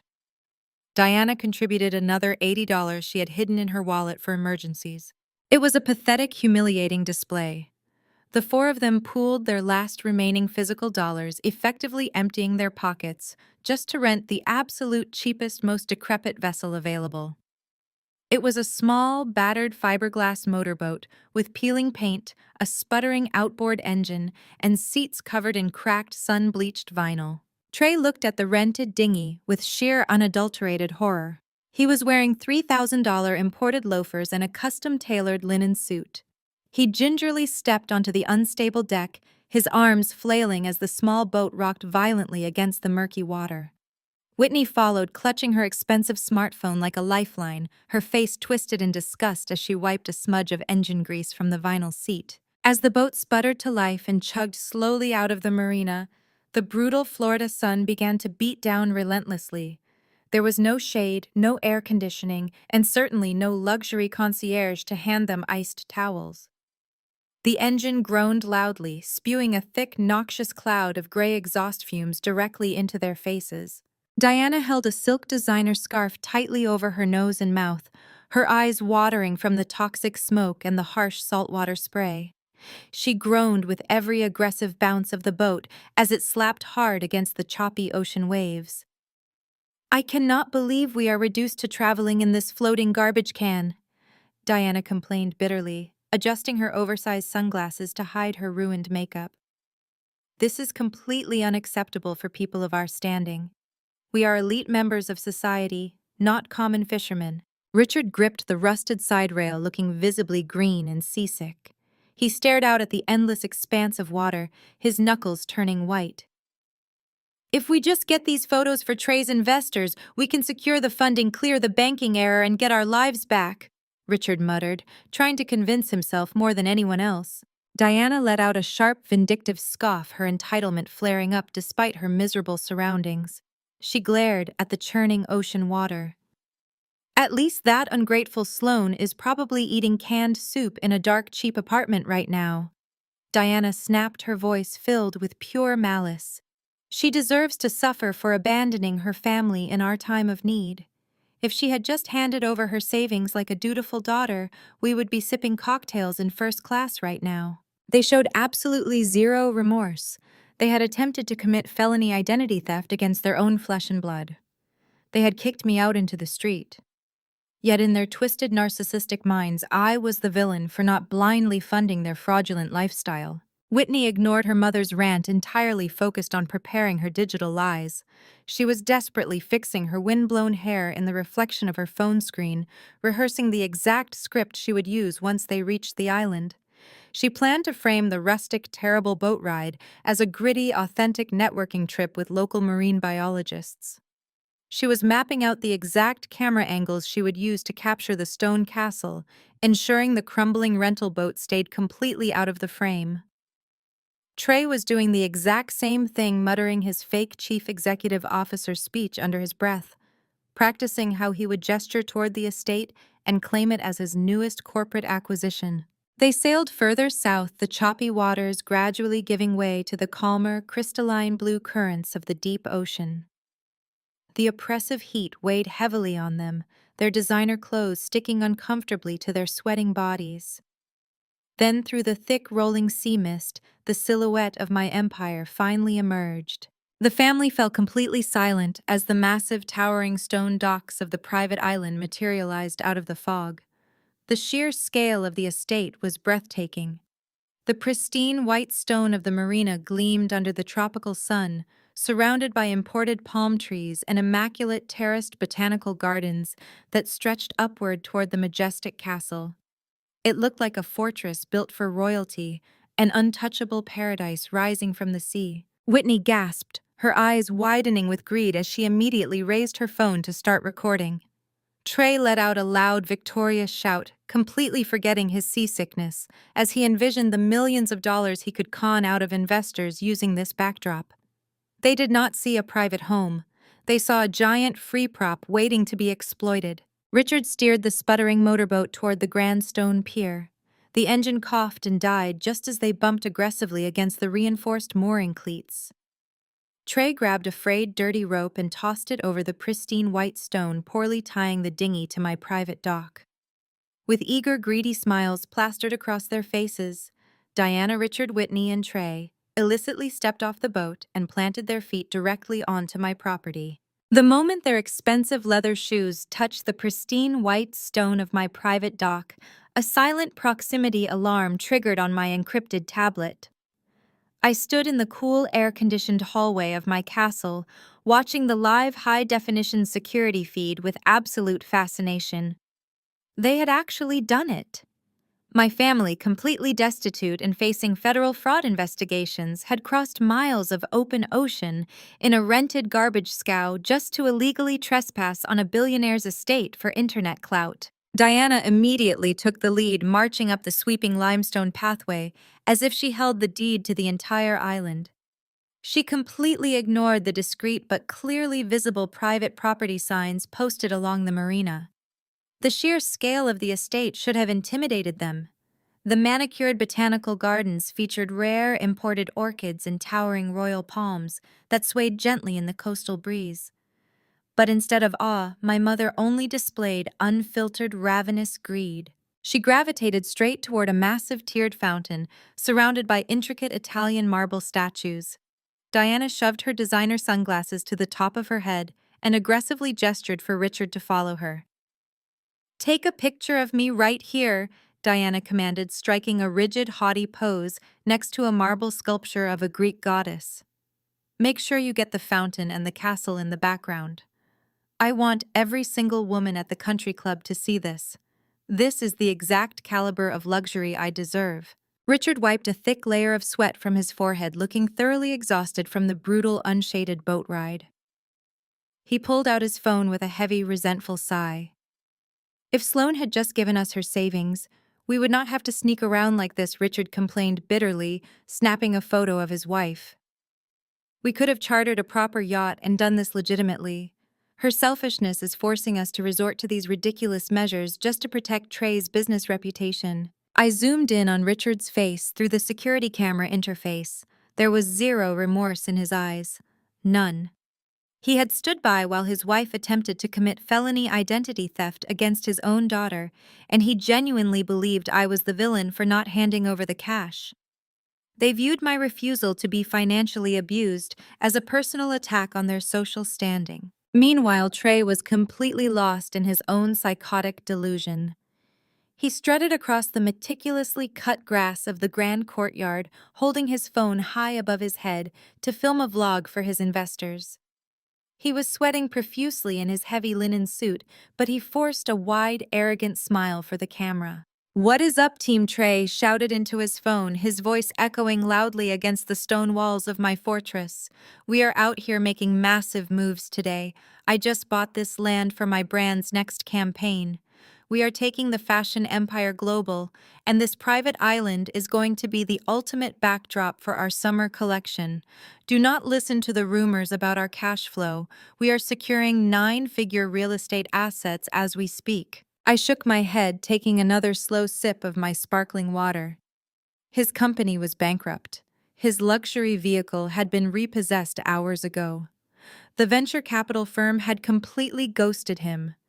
Yet he was standing on my front lawn, boldly claiming my $100 million property as his own personal corporate acquisition.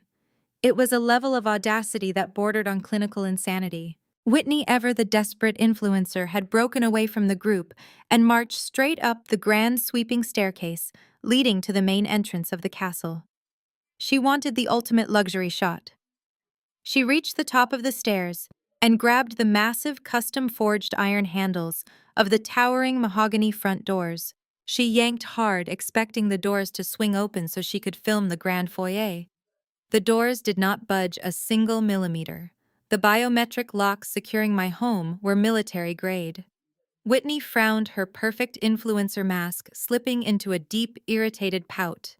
She yanked the heavy handles again, letting out a frustrated huff when the solid wood remained completely immovable. But Whitney was a professional fake. She was not going to let a locked door ruin her content strategy.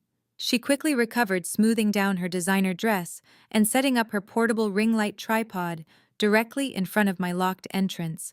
She leaned against the heavy mahogany wood, popping her hip and angling her face to catch the best natural sunlight.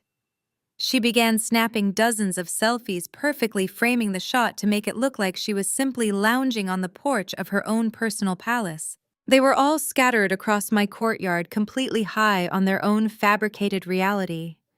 They were taking photos, recording videos, and loudly claiming ownership of an estate they had illegally infiltrated. They genuinely thought they had gotten away with it. They thought the island was abandoned and that their digital lies would save them from the financial ruin waiting back on the mainland. I tapped the communication icon on my tablet, opening a direct audio link to the security command center. "You have a green light," I said, my voice echoing with icy precision. "Move in." Down in the courtyard, Trey was right in the middle of recording another lie for his investors.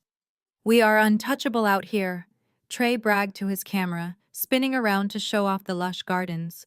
Suddenly, a bright piercing red laser dot appeared dead center on Trey's designer shirt. Trey froze, his arrogant smile vanishing instantly. He looked down at his chest, his eyes widening in pure terror as the red dot held perfectly steady over his heart. From the dense foliage of the imported palm trees, 4 heavily armed elite private security contractors stepped silently into the sunlight. They wore unmarked black tactical gear, their faces hidden behind dark sunglasses and communication headsets. Their high-powered rifles were lowered, but their posture was coiled, aggressive, and completely ready for lethal action. "Get on the ground immediately!" The command cracked through the humid tropical air like a whip. The lead security contractor, a massive man whose tactical vest bore no identifying insignia, stepped forward. His voice was entirely devoid of emotion, possessing the terrifying calm of someone who handled high-threat-level intrusions for a living. "You are trespassing on a highly restricted private estate. Drop your devices and put your hands flat on the pavement right now." Diana let out a shrill, blood-curdling shriek. She dropped her counterfeit designer handbag and practically threw herself against the base of the marble fountain, clutching the stone as if it could shield her from the armed men. Her expensive sunglasses clattered onto the limestone pathway. She began wailing about her heart condition, pleading for someone to help her, while actively refusing to comply with the clear instructions given by the security team. Trey, however, did not drop to the ground. The sheer terror in his eyes mutated violently into an explosion of defensive, unhinged rage. His ego, already bruised to the point of shattering by the morning's vehicle repossession, completely overrode his basic survival instincts.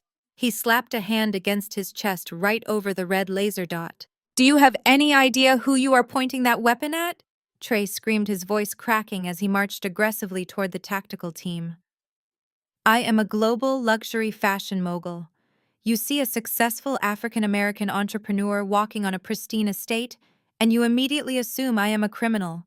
This is textbook racial profiling. You are targeting a high-net-worth chief executive officer." The private contractors did not flinch. They did not argue. They simply maintained their tactical formation, their weapons steady, and their expressions hidden behind dark, reflective lenses. "I am warning you," Trey continued to shout, his face slick with sweat from the sweltering Florida heat. "I am closing a multi-million-dollar brand expansion today. I am expecting a massive venture capital wire transfer this very afternoon. If you do not lower those rifles right now, I will buy the security firm you work for and fire every single one of you. I will bankrupt your families. I will completely ruin your lives." Standing in the air-conditioned hallway of my castle, I watched the security feed on my tablet and let out a harsh laugh. Trey was literally shouting threats about buying a private military company when he could not even afford the monthly payments on his leased vehicle. His entire existence was a desperate hollow performance. Down in the courtyard, Whitney realized her husband was not backing down. Seeing an opportunity to spin the terrifying encounter into viral outrage content, she aggressively shoved her way past Trey. She thrust her smartphone directly into the face of the nearest security contractor, aiming her portable ring light straight into his dark sunglasses. "I am live to my entire follower base right now," Whitney shrieked, her voice pitching into a hysterical frequency. "You are illegally harassing VIP guests. Hundreds of thousands of people are watching you assault us. I will cancel you. I will post your faces all over the internet and make sure you are unemployable in this state. We rented this island through exclusive billionaire connections. You are going to federal prison for threatening us with firearms." The contractor did not even blink at the blinding ring light. He simply reached up with a gloved hand and firmly pushed the phone lens away from his face. "Ma'am, step back and comply with the order to get on the ground." He stated, his tone completely unbothered by her social media threats. Seeing his son-in-law and daughter failing to control the situation, Richard decided it was time to step in. He puffed out his chest, straightening his sweat-stained polo shirt. He attempted to project the authoritative, arrogant persona he usually reserved for intimidating waiters and valets back at his exclusive country club. "Stand down this instant," Richard commanded, using his deepest, most commanding tone as if he were addressing unruly staff members. "Put those weapons away before I make a phone call that ends your careers permanently. We are incredibly wealthy investors. We are accustomed to a certain level of respect, and this entire misunderstanding is going to cost your employer heavily." Richard took a bold step forward, pointing a finger at the lead contractor. "I demand to speak to the resort manager right this second. Fetch whoever is in charge of this island. You clearly have no idea how to treat elite guests." I watched the pathetic display on my screen, shaking my head at the absolute sheer audacity of my father. He was standing on a property he had illegally infiltrated after arriving on a rented, dingy motorboat, demanding to speak to a manager like a disgruntled restaurant patron. They were completely broke, facing imminent foreclosure, and actively under federal investigation for identity theft, yet they still demanded to be treated like royalty. I remembered exactly how he used that same authoritative voice to tell me to sign away my life savings or get out of his house. The absolute hypocrisy made my blood run cold. The head of security remained entirely unfazed by the social media threats and the laughable demands for a manager. He slowly lowered his weapon just a fraction, a dark, knowing smirk spreading across his rugged face. He raised a gloved hand to his ear, tapping the communication device secured in his earpiece. He listened intently for a brief second, catching the direct command I transmitted from the master control room. Then he looked back at the hysterical, demanding family standing in the center of the manicured courtyard. "You want to speak to the owner?" the security chief asked, raw amusement coloring his deep voice. "Well, she has been watching you trespass on her security cameras for the last 20 minutes. And you are in luck. She is coming down right now." The security chief's declaration hung heavily in the humid tropical air. Almost instantly, the sheer terror of having high-powered rifles pointed at their chests evaporated from my family's faces. The primal fear of consequence was completely swallowed by their insatiable, desperate greed. They did not hear a warning about trespassing. They heard an invitation to network with a reclusive billionaire. I watched through the high-definition monitor as an absolutely pathetic transformation took place. The four of them scrambled to dust themselves off, attempting to scrub away the visible evidence of their humiliating journey. Diana frantically wiped at her smeared mascara, using her thumbs to smooth the dark streaks under her eyes. She adjusted her designer sunglasses and stood up straight, trying to project the image of a wealthy matriarch, rather than a desperate fugitive who had just arrived on a floating garbage can. Richard cleared his throat loudly, tugging at the collar of his sweat-stained polo shirt. He puffed out his chest and adopted a forced, relaxed posture, preparing to deliver his best country club elevator pitch. He genuinely believed he was about to charm an eccentric, wealthy tycoon into overlooking their illegal infiltration. Trey was perhaps the most delusional of them all. He quickly brushed the dirt off the knees of his wrinkled linen suit and turned to Whitney. "Get the camera ready. Trey whispered aggressively. His voice picked up perfectly by the courtyard microphones. Make sure you get a wide angle of me shaking the owner's hand. This is the exact networking opportunity the brand needs. We are about to secure angel funding right now. Whitney nodded eagerly, smoothing down her wind-blown hair. She adjusted the settings on her phone, swiping away from her live broadcast to ready her camera for a high-society photo opportunity. They all plastered fake, wealthy smiles across their faces, standing in a neat row at the base of my grand limestone staircase. They looked like desperate beggars dressed in ruined luxury clothes waiting for a royal audience. I turned away from the security monitors and walked down the wide, sweeping corridor toward the main entrance. The heavy biometric locks of the massive mahogany double doors engaged with a loud, echoing mechanical click. Down in the courtyard, my family held their breath. The security contractors seamlessly stepped back, lowering their weapons and parting to create a clear pathway. The guards snapped to a posture of absolute respectful attention.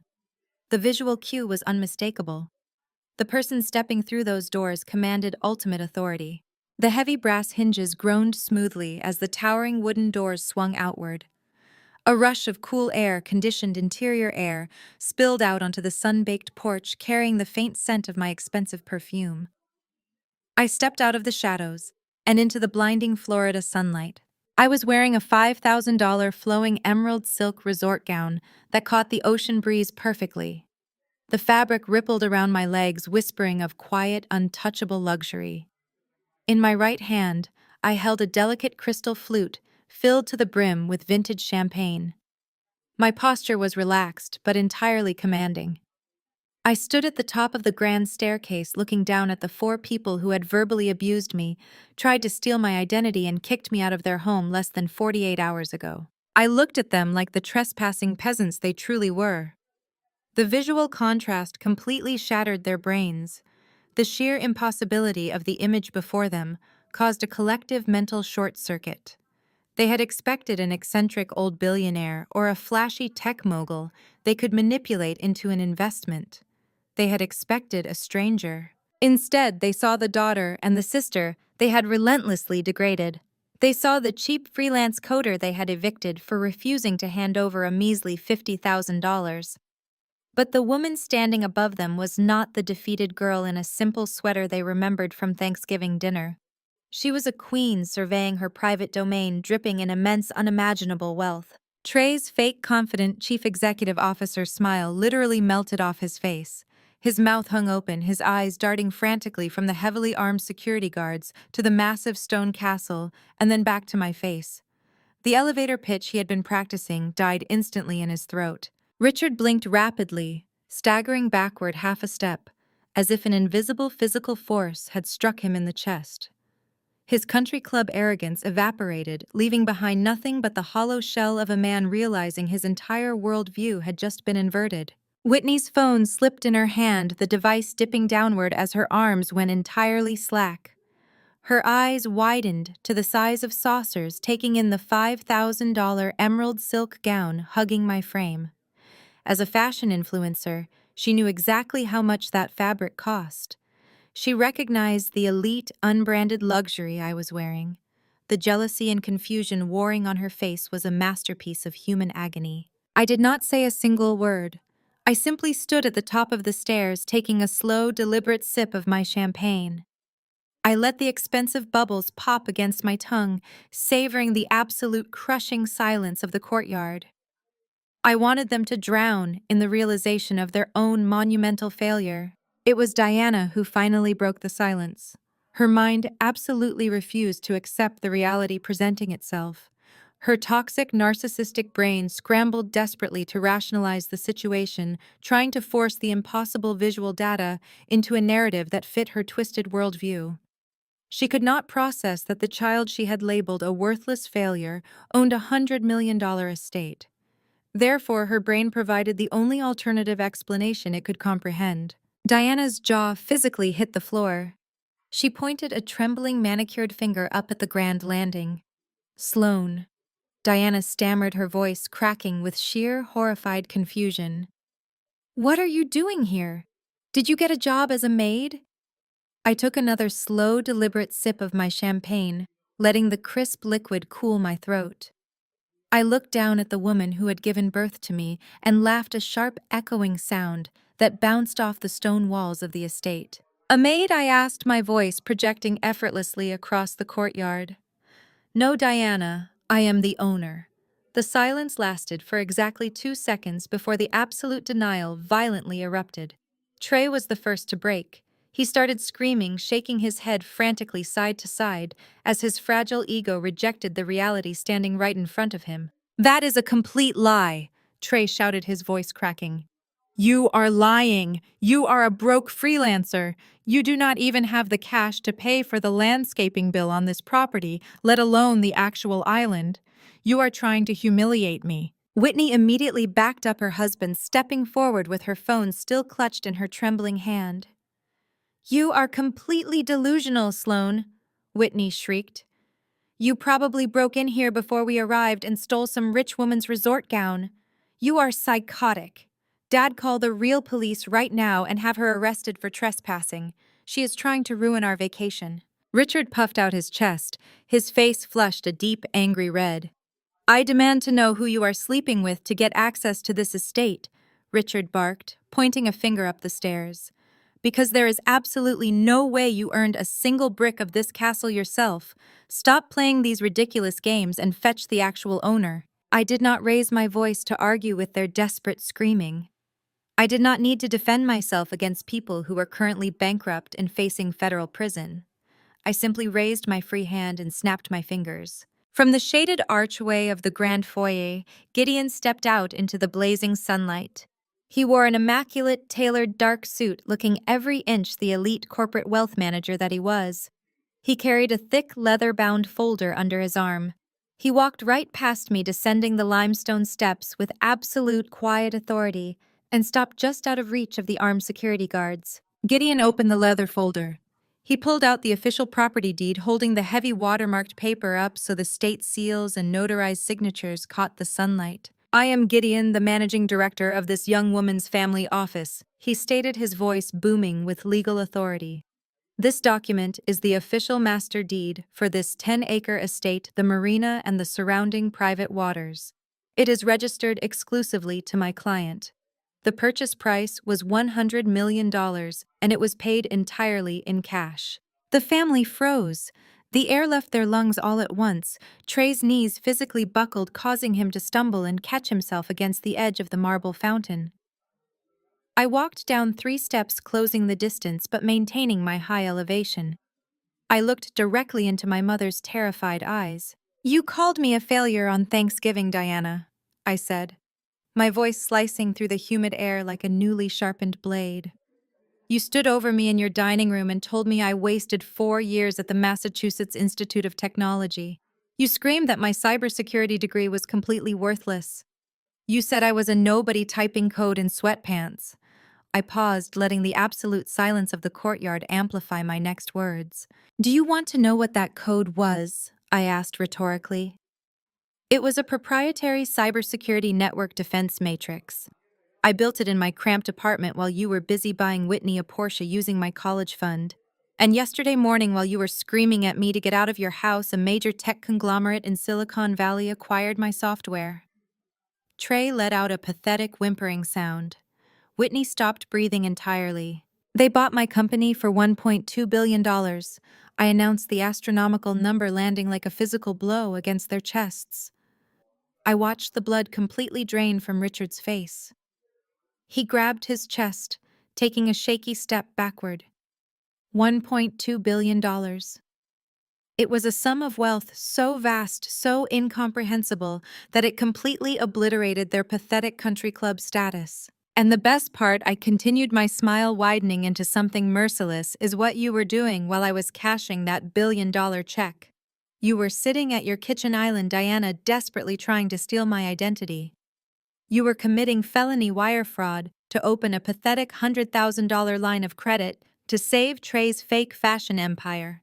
Diana flinched as if I had struck her across the face. "You ruined your entire lives for absolute pocket change," I said, my tone dropping to a cold whisper. You got your bank accounts frozen, you got your luxury cars repossessed, and you are going to federal prison all for a fraction of what I make in interest before I finish my morning espresso. I bought this $100 million island in cash while you were pooling your last crumpled dollar bills to rent that disgusting fishing boat. The sheer crushing weight of the reality finally penetrated their thick narcissistic skulls.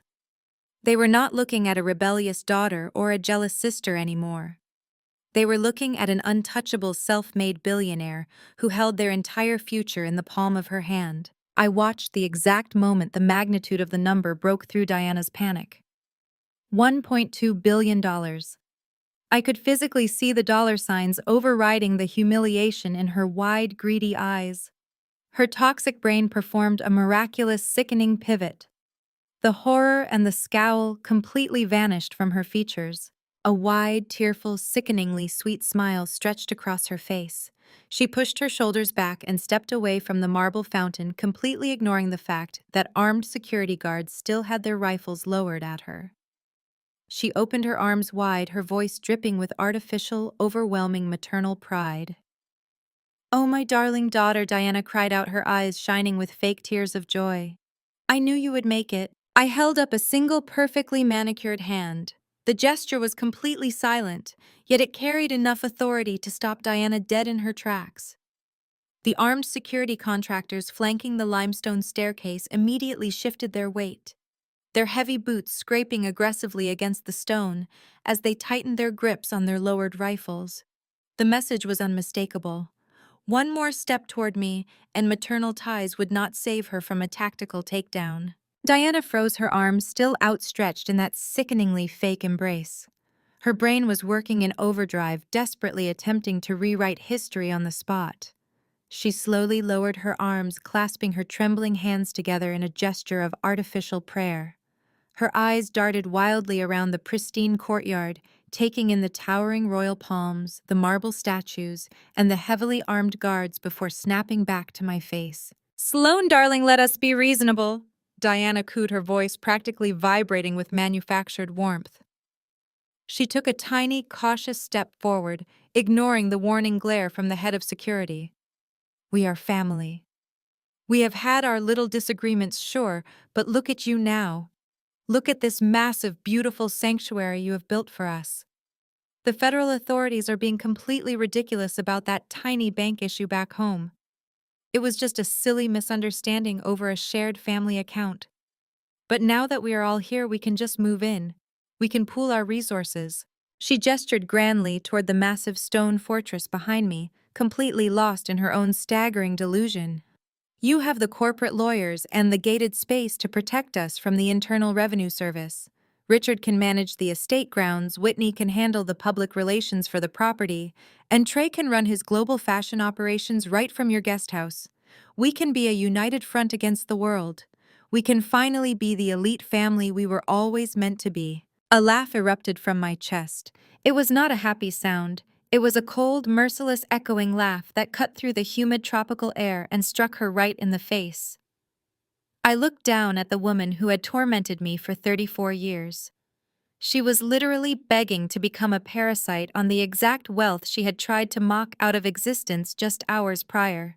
"Pool our resources," I asked, my voice dripping with absolute venom.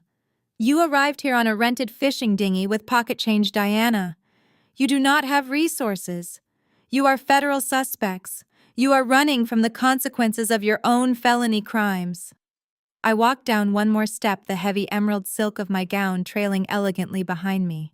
"Do you remember Thursday night?" I asked, my tone dropping to a lethal, quiet calm that made my father flinch in the background.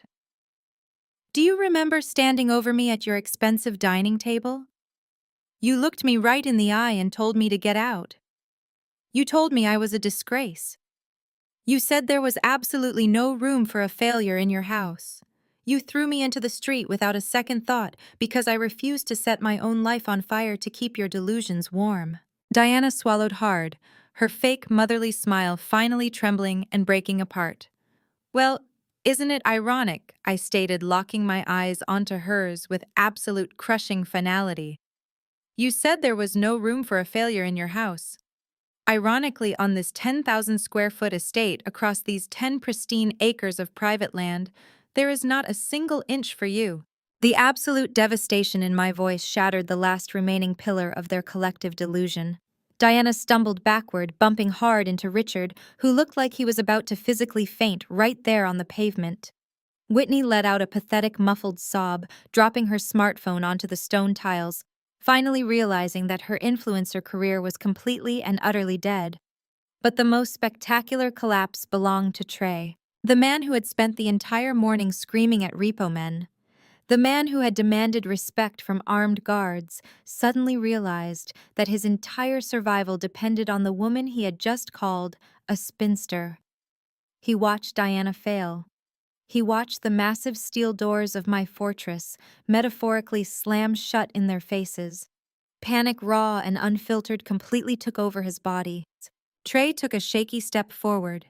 His custom linen suit was drenched in sweat and stained with engine grease from the pathetic boat ride. His legs buckled beneath him. The self-proclaimed luxury fashion mogul fell hard onto both knees, the rough white stone of my courtyard scraping against his designer trousers. He looked up at me from the ground, his eyes wide with sheer, unadulterated desperation. "Sloan, please." Trey begged, his voice cracking pitifully. He held his hands out, his palms facing upward in total submission. I was stressed out. I was out of my mind with the pressure of the brand. You are a successful business owner now.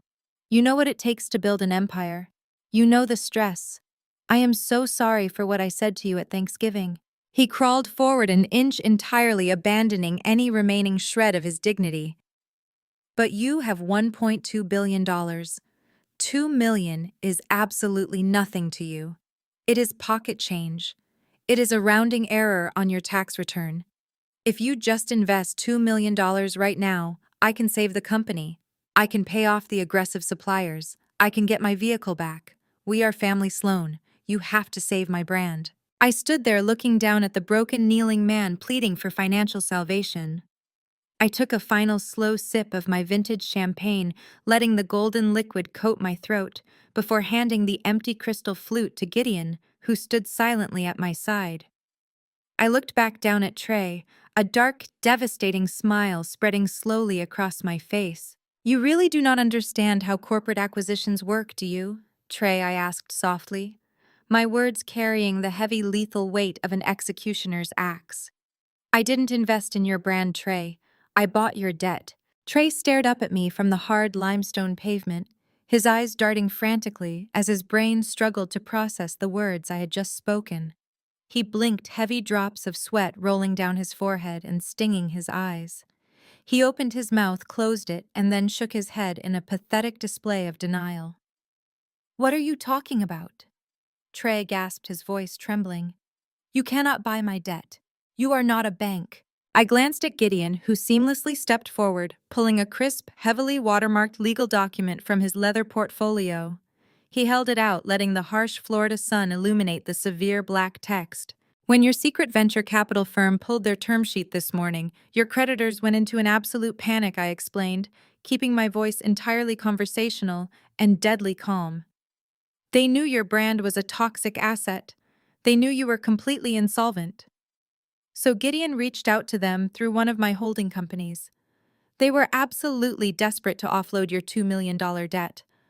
I purchased every single one of your outstanding commercial loans for pennies on the dollar." Trey's breathing became erratic, his chest heaving under his ruined linen suit. "I am the one foreclosing on your business, Trey," I stated, driving the final nail into the coffin of his fake empire. "I own your overdue supplier invoices. I own the lease on your warehouse. I own your brand name, your inventory, and that ridiculous trademark you love to brag about on social media. By the end of business today, your entire company will be legally dissolved and liquidated to satisfy my accounts. You are not a chief executive officer anymore. You are absolutely nothing." A guttural, agonizing sound erupted from Trey's throat. He slumped forward, his hands pressing flat against the hot stone of the courtyard, completely physically and mentally broken. The luxury fashion mogul had been instantly reduced to a weeping, bankrupt trespasser.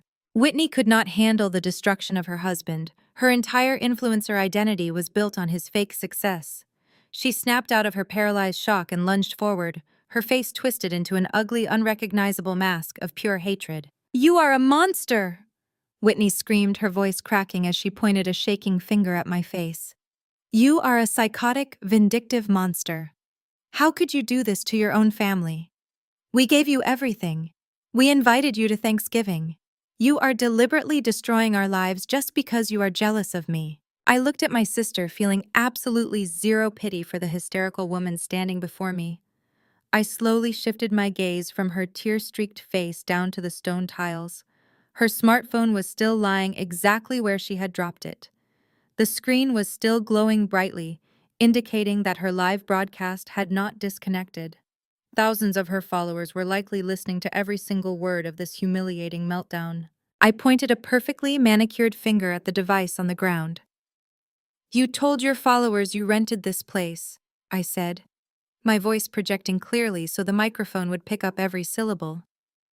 "You stood in my mother's driveway and bragged about your exclusive billionaire connections. You wanted to create elite luxury content for your audience. Well, let us give them a spectacular finale." I turned my head slightly toward the massive tactical security commander standing a few feet away. "Security," I commanded sharply. "Make sure they get a really good angle of her in handcuffs." The security chief smirked, signaling two of his heavily armed men to step forward with heavy-duty zip ties. Whitney let out a piercing shriek, scrambling backward and nearly tripping over the edge of the marble fountain as the armed contractors closed the distance. Seeing the armed guards moving in to detain his daughter, my father finally broke his cowardly silence. Richard rushed forward, throwing his hands up in a desperate pleading gesture. All of his country club arrogance had completely evaporated, leaving behind a pathetic, trembling shell of a man, terrified of losing his social standing. "Sloane, I am begging you, stop this right now," Richard pleaded, his voice cracking with sheer desperation. "Please think about what you are doing. You are going to ruin the family name permanently. Think about the golf club. Think about the neighbors. If you have us arrested, it will be in all the local papers. Our reputation will be completely destroyed. You cannot send your own parents to federal prison." I stared at the man who was supposed to protect me, feeling a deep, righteous anger flare up in my chest. "Ruin the family name?" I asked, my tone dropping to a lethal quiet intensity that made him freeze. "You ruined the family name the exact moment you stood in your pristine kitchen and watched your wife commit felony identity theft against your own daughter. You stood right next to her while she tried to steal $100,000 in my name." Richard opened his mouth to formulate a pathetic excuse, but I immediately cut him off. "Do not even try to deny it, Richard," I snapped. "You knew exactly what she was doing. You let her do it because you cared more about maintaining your fake wealthy lifestyle than you cared about my life savings. You told me to stop embarrassing you at Thanksgiving. You told me to sign away my future so you would not miss your morning tea time. You stood by and did absolutely nothing while Diana tried to destroy my financial identity. You do not care about family. You only care about the country club." Richard went completely pale, his mouth snapping shut as he realized he had absolutely no defense. He slowly lowered his hands, defeated by the crushing weight of his own profound cowardice. Diana, who had been cowering near the fountain, opened her mouth to launch into another desperate manipulative apology. But before she could utter a single toxic word, a new sound completely shattered the tension in the courtyard. It was a loud, piercing, aggressive wail that cut right through the warm ocean breeze. Everyone in the courtyard froze, turning their heads toward the open water. The sound grew louder, multiplying into a deafening multi-tonal siren that echoed against the stone walls of my castle. Speeding across the turquoise water, cutting aggressively through the waves, were two heavily marked United States Coast Guard vessels. Flanking them was a massive, high-speed, tactical boat belonging to the local Marine Police Department. Bright blue and red emergency lights flashed violently against the pristine ocean backdrop. The heavy federal boats roared aggressively toward my private stone dock, their powerful engines decelerating as armed federal agents prepared to breach the marina. The federal agents and local Marine police hit the white stone of my private dock with terrifying military precision. Heavy combat boots slammed against the limestone as a dozen heavily armed officers swarmed the courtyard, their tactical radios barking crisp commands over the sound of the idling boat engines. The flashing red and blue emergency lights painted the pristine faces of my marble statues in chaotic, aggressive strokes. My elite private security team seamlessly stepped back, lowering their rifles and allowing the federal authorities to take absolute control of the scene. Gideon moved forward with the calm, predatory grace of a man who destroyed lives for a living. He did not raise his voice or show a single ounce of hesitation. He approached the lead federal agent, producing a thick, waterproof digital tablet and a heavily sealed legal folder. "I am the legal representative for the property owner," Gideon stated clearly, handing over the documents. "Here are the sworn statements and formal charges for criminal trespassing on a restricted private estate. Furthermore, the digital drive contains the unedited body camera footage secured less than 2 hours ago in Boca Raton. It features a direct voluntary verbal confession from Diana Blackwell admitting to felony identity theft and federal wire fraud against my client." The lead agent took the drive, his hard eyes scanning the faces of my terrified family. "Apprehend all 4 of them," he commanded, gesturing to his tactical squad. The officers moved in immediately. There was no hesitation, no respect for the expensive country club clothing my family wore, and absolutely zero tolerance for their wealthy suburban entitlement. Diana let out a visceral, agonizing shriek as an officer firmly grabbed her arms and wrenched them behind her back. The cold steel handcuffs ratcheted tightly around her wrists with a sharp metallic click that echoed across the courtyard. She collapsed to her knees on the limestone, sobbing uncontrollably. The thick, expensive mascara she had carefully applied to look like a high society matriarch now ran down her cheeks in hideous dark streams. She wailed about her heart condition, about her social standing, and begged the officers to let her call her country club lawyer, completely ignoring the fact that her accounts were entirely frozen and no lawyer would answer her calls. Richard did not fight back physically, but his reaction was arguably more pathetic. As the officer secured his hands behind his back, he aggressively tucked his chin into his chest and contorted his body, desperately trying to hide his face from the flashing police lights and the security cameras he knew were recording every single second of his disgrace. The man who had spent his entire life obsessing over his reputation among wealthy neighbors was now performing a desperate, humiliating dance just to avoid making eye contact with the men arresting him. He whimpered quietly, broken by the absolute destruction of his public image. Trey was a different story entirely. The former fashion mogul violently thrashed against the 2 federal agents attempting to secure him. He cursed aggressively, spitting vile insults, and continuing to scream that he was a chief executive officer, expecting a $2 million wire transfer. His custom linen suit tore at the shoulder seam as an officer forcefully pinned him against the side of the marble fountain to lock the cuffs in place.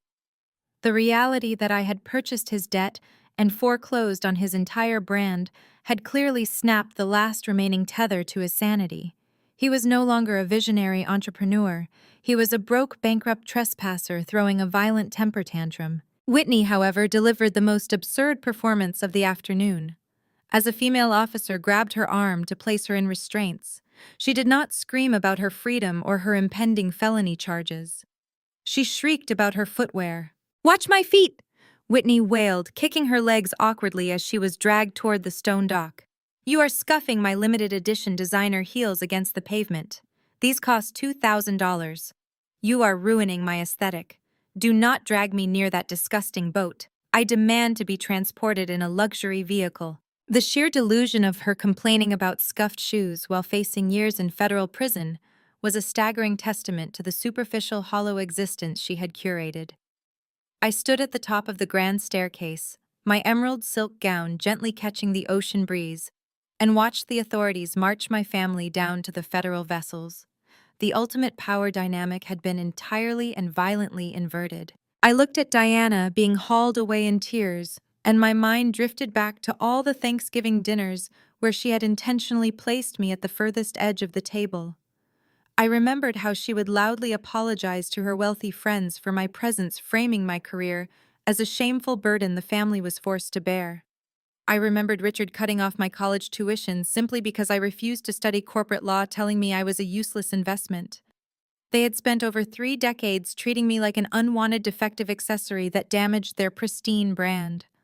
Every holiday, every family gathering, I was the scapegoat forced to swallow their insults just to keep the peace. Now I was the billionaire owner of the very ground they had been arrested on.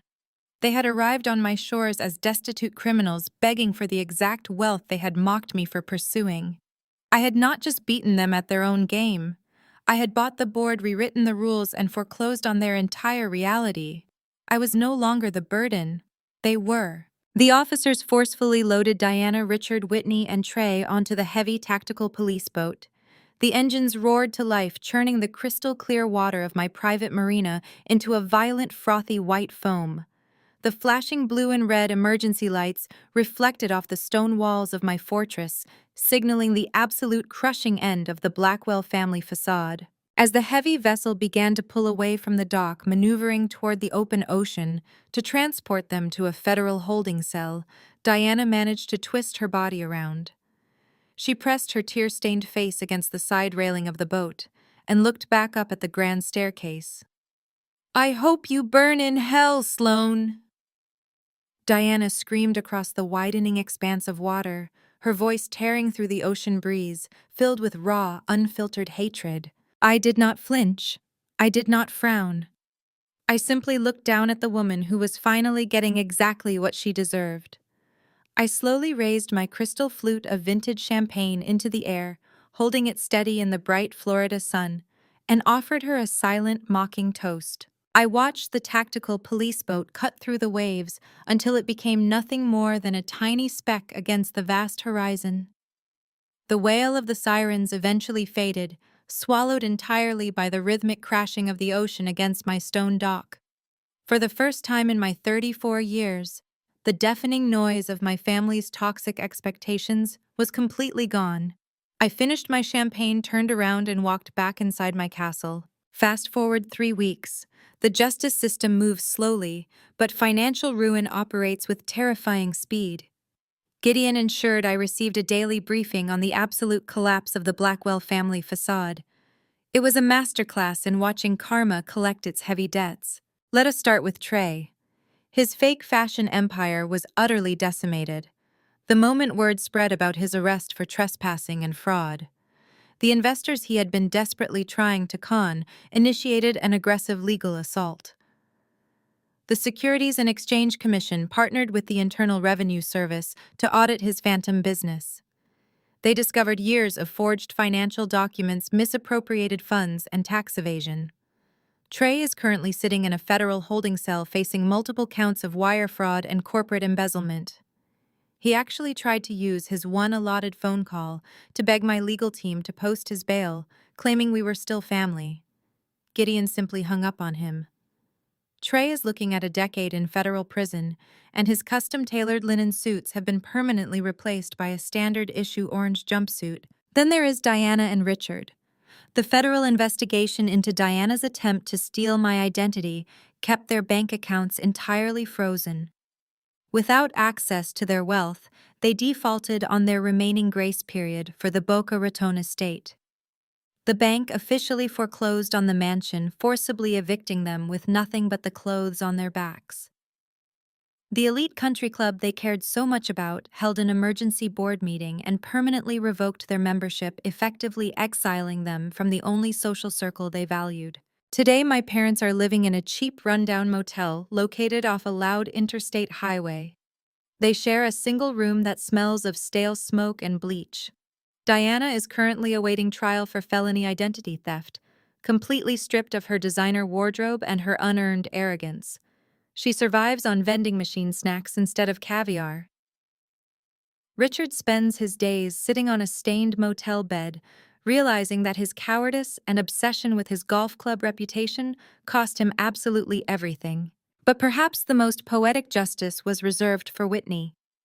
The footage of her screaming about her scuffed designer shoes while being handcuffed by federal agents was captured by the police body cameras. The arrest record became public, and the internet ruthlessly tore her illusion of wealth to shreds. Her brand sponsors instantly dropped her, issuing public statements distancing their companies from her fraudulent behavior. Her followers, realizing she had been lying about her luxury lifestyle and trespassing on my property, reported her accounts for scamming. Within 48 hours, the social media platforms permanently deleted her profiles. She lost her audience, her sponsorships, and her entire digital identity. She was entirely erased from the internet. To a narcissist like Whitney, returning to the real world to find a minimum wage job is a punishment far worse than actual prison. I read the final update from Gideon while sitting in my new oceanfront home office. The room is a sanctuary of quiet, untouchable power. Massive floor-to-ceiling windows offer an uninterrupted panoramic view of the Atlantic Ocean. The morning light reflects off the imported hardwood floors, casting a warm glow across my custom walnut desk. I opened my personal financial dashboard on my sleek monitor. I looked at my credit score, the very thing Diana had ruined when I was a teenager and tried to destroy again just weeks ago. It is absolutely pristine. I opened my investment portfolio. My net worth sits comfortably over $1 billion, heavily diversified, protected by my own proprietary cybersecurity matrix, and completely out of their reach. I built this empire with my own two hands in the dark while they mocked my ambition. Society often pushes a dangerous narrative about family. We are told to forgive and forget. We are conditioned to believe that blood requires endless chances and that cutting off your parents makes you the villain of the story. Society demands that successful women shrink themselves to make their insecure relatives comfortable. I reject that toxic forgiveness entirely. There will be no tearful reunions. There will be no forced reconciliation where they apologize just to get access to my bank accounts. They showed me exactly who they were, and I simply handed them the consequences of their own actions. I do not feel a single ounce of guilt for letting them drown in the storm they created. I closed my laptop and pushed my leather chair back. The quiet serenity of the estate wrapped around me. I walked toward the heavy glass doors leading to my expansive private balcony. I pushed the doors open and stepped out into the bright, blinding Florida sunlight. The salty ocean air filled my lungs, clean and incredibly invigorating. I leaned against the smooth stone railing, looking down at my private marina and out over the endless blue horizon. The water sparkled like crushed diamonds. A genuine, profound smile spread across my face, reaching all the way to my eyes. I am completely safe. I am spectacularly wealthy. And for the first time in my entire life, I am entirely beautifully free. The most profound lesson from Sloane's journey is that toxic forgiveness is a dangerous trap. Society often demands we tolerate abuse simply because it comes from family expecting us to set ourselves on fire to keep them warm. However, Sloane teaches us that true freedom requires the courage to enforce ironclad boundaries and walk away from those who only value us for what they can extract. Blood never excuses cruelty, and cutting ties can be the ultimate act of self-love. Take control of your own narrative today and share your experiences with setting family boundaries in the comments below.